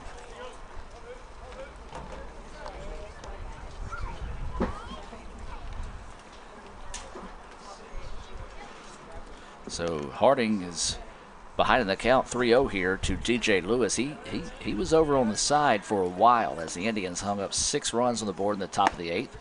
As that time, Lewis taking the whole way. An easy pitch from Harding to zip that one in for a strike. 3-1 now goes the count. And that pitch misses for a ball. And that'll be a leadoff walk to Lewis. That is the second, is that correct? Yes, second walk of the day for Harding. He walked one back in the first inning. And then this is only the second walk of the game. So now this is going to be Paco Bello. He is 2 for 3 on the day. As that pitch hangs up high for a ball. He doubled in the third, advanced on a wild pitch, but was left stranded. He singled back in the 6th and was left stranded once again. He also popped up to shallow center. That was put out by Krieger, the second baseman. That pitch missing. 2-0 now goes the count. Harding kind of taking a long stare back at home and shaking his head. Thought that was a good-looking pitch. And the umpires, the only opinion that matters, 2-0 is the count.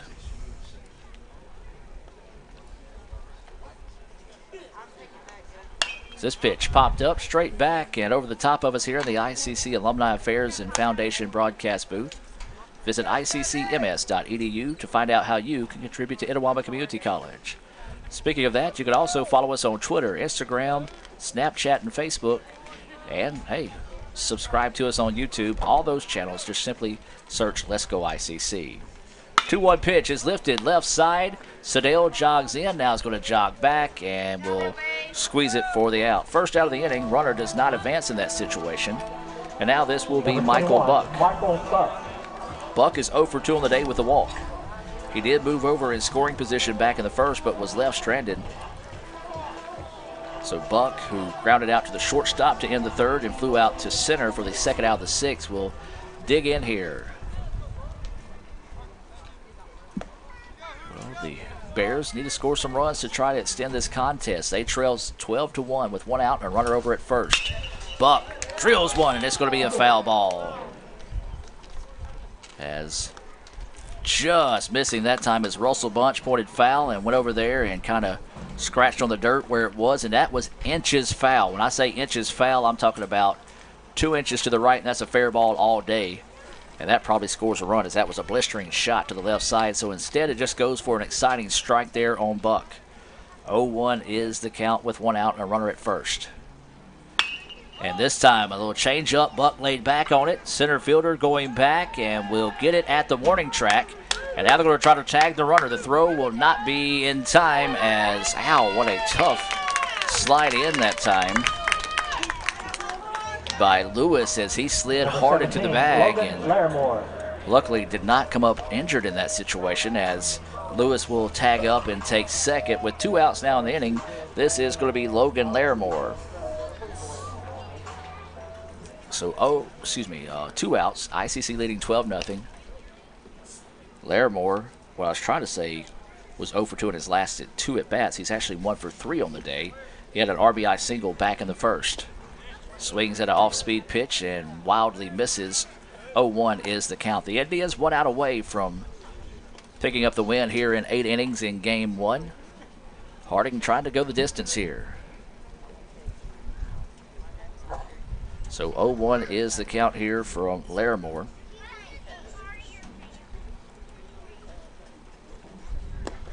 Pitch outside for a ball. 1-1 now is the count. 1 ball, 1 strike, 2 outs. There is a runner at second. In this case, he doesn't really mean anything for the Indians. If he does score, the run rule is still in effect, as it's 8 after 7 in this situation, 10 after 5. Is that pitch across for a strike? And now the count goes 1-2 here on Larimore. Remind you, stay tuned for the Renaissance Bank postgame report. We'll be naming our Sonic Star of the game, as well as looking over some of our stats and more, part of the Renaissance Bank postgame report here after the final of game 1. 1-2 pitch coming. Swung on and missed for strike 3, and that'll do it. Big time Renaissance Bank strikeout there for the Indians. And let's take a look back at that one there. You see that will end it as ICC picks up the 12-1 win in this one. Your final line, ICC, 12 runs, 15 hits, no errors. It was 1 run on 8 hit, 3 errors for the Bears. We're going to take a timeout, come back with the Renaissance Bank postgame report. Right after this, ICC wins game 1, 12-1. This broadcast of ICC Athletics is being brought to you by Renaissance Bank, Little Caesars, Davis Ford, the Sonic of Fulton, Tupelo Coca-Cola Bottling Works, the Orthopedic Institute of North Mississippi, First American National Bank, the ICC BSU, your Itawamba County Farm Bureau agent, Joey Cox, Cagle Eye Center, the ICC Foundation, the Bank of Okolona, and the ICC Alumni Association.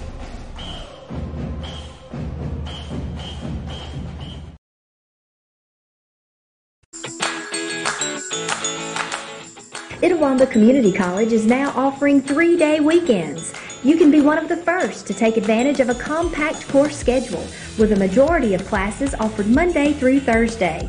Let us customize your education to fit your needs. Become a part of the ICC family and apply today at apply.iccms.edu. ICC, the best start here.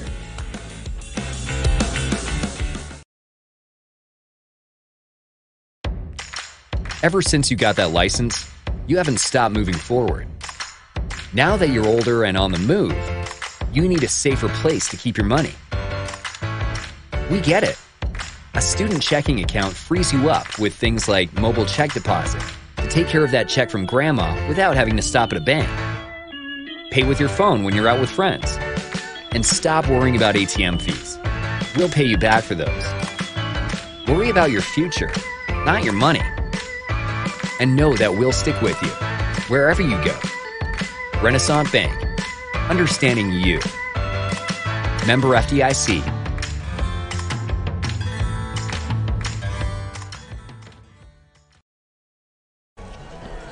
And welcome back, ladies and gentlemen, as we're here in the Renaissance Bank postgame report. ICC wins it 12-1 in 8 innings.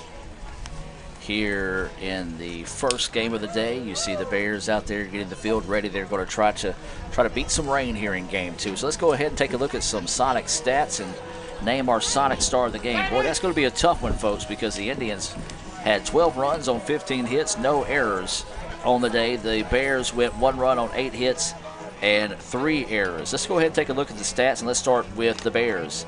Zach Dearman on the day was 1 for 4. He had a double and scored a run. DJ Lewis was 0 for 2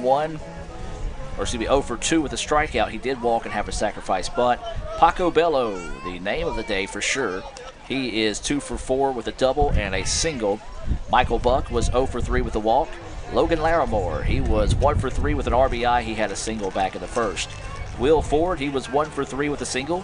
Brett Netterville, he had a pair of hits on the day. He was 2 for 3, but he did get picked off in a rundown, 1-3-6-3, and also grounded into a Little Caesars double play. He had a pair of singles on the day.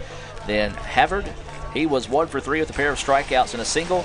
Tucker Watts was 0 for 3 with a pair of singles as well. Houston Harding improves to 7-0 on the year as he goes the distance for the Indians. He gave up 8 hits, 1 run. It was earned. He struck out 5 and walked 2 on the afternoon. So he does improve to 7-0 as the sophomore Mississippi State signee continues to look good this season. Here are your Sonic final stats for the Indians. Kyle Krieger, he was 3 for 4 on the day. He had a sacrifice fly, 3 singles. He did score a run, stole the base, and had 4 RBI. Jackson Lancaster, he was 1 for 4 on the day with the walk. He did reach on an error, stole the base, and advanced on an error as well, and had an RBI. LeBryant Siddell, he was 1 for 4 on the day with a strikeout and a walk. He had an RBI and scored a run. Justin Medlin, he was 2 for 5 on the day. He had a pair of doubles, had 2 RBIs and scored a run. And then Jacob Hall, he was 0 for 4 on the day. Colin Carter was 1 for 1 with an RBI single. He also scored a run. And then you got Austin Powell.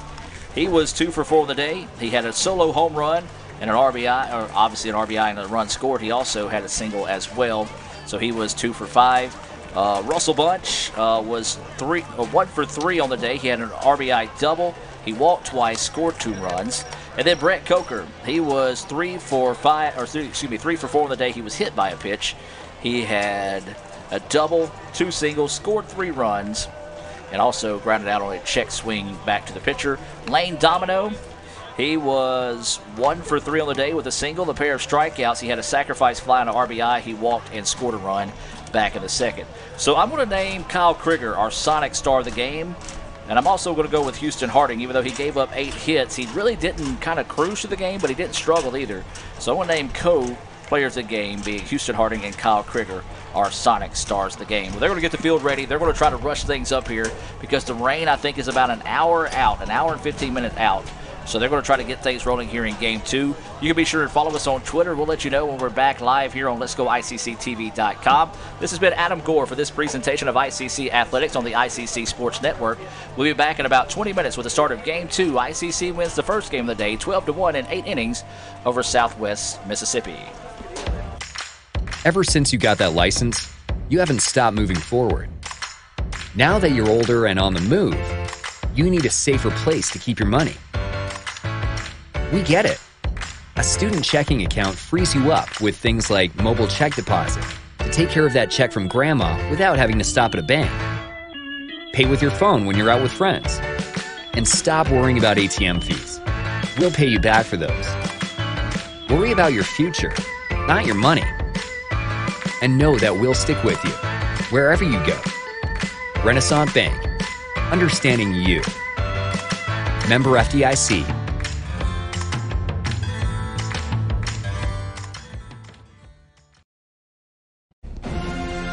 This broadcast of ICC Athletics is being brought to you by Renaissance Bank, Little Caesars, Davis Ford, the Sonic of Fulton, Tupelo Coca-Cola Bottling Works, the Orthopedic Institute of North Mississippi, First American National Bank, the ICC BSU, your Itawamba County Farm Bureau agent, Joey Cox, Cagle Eye Center, the ICC Foundation, the Bank of Okolona, and the ICC Alumni Association.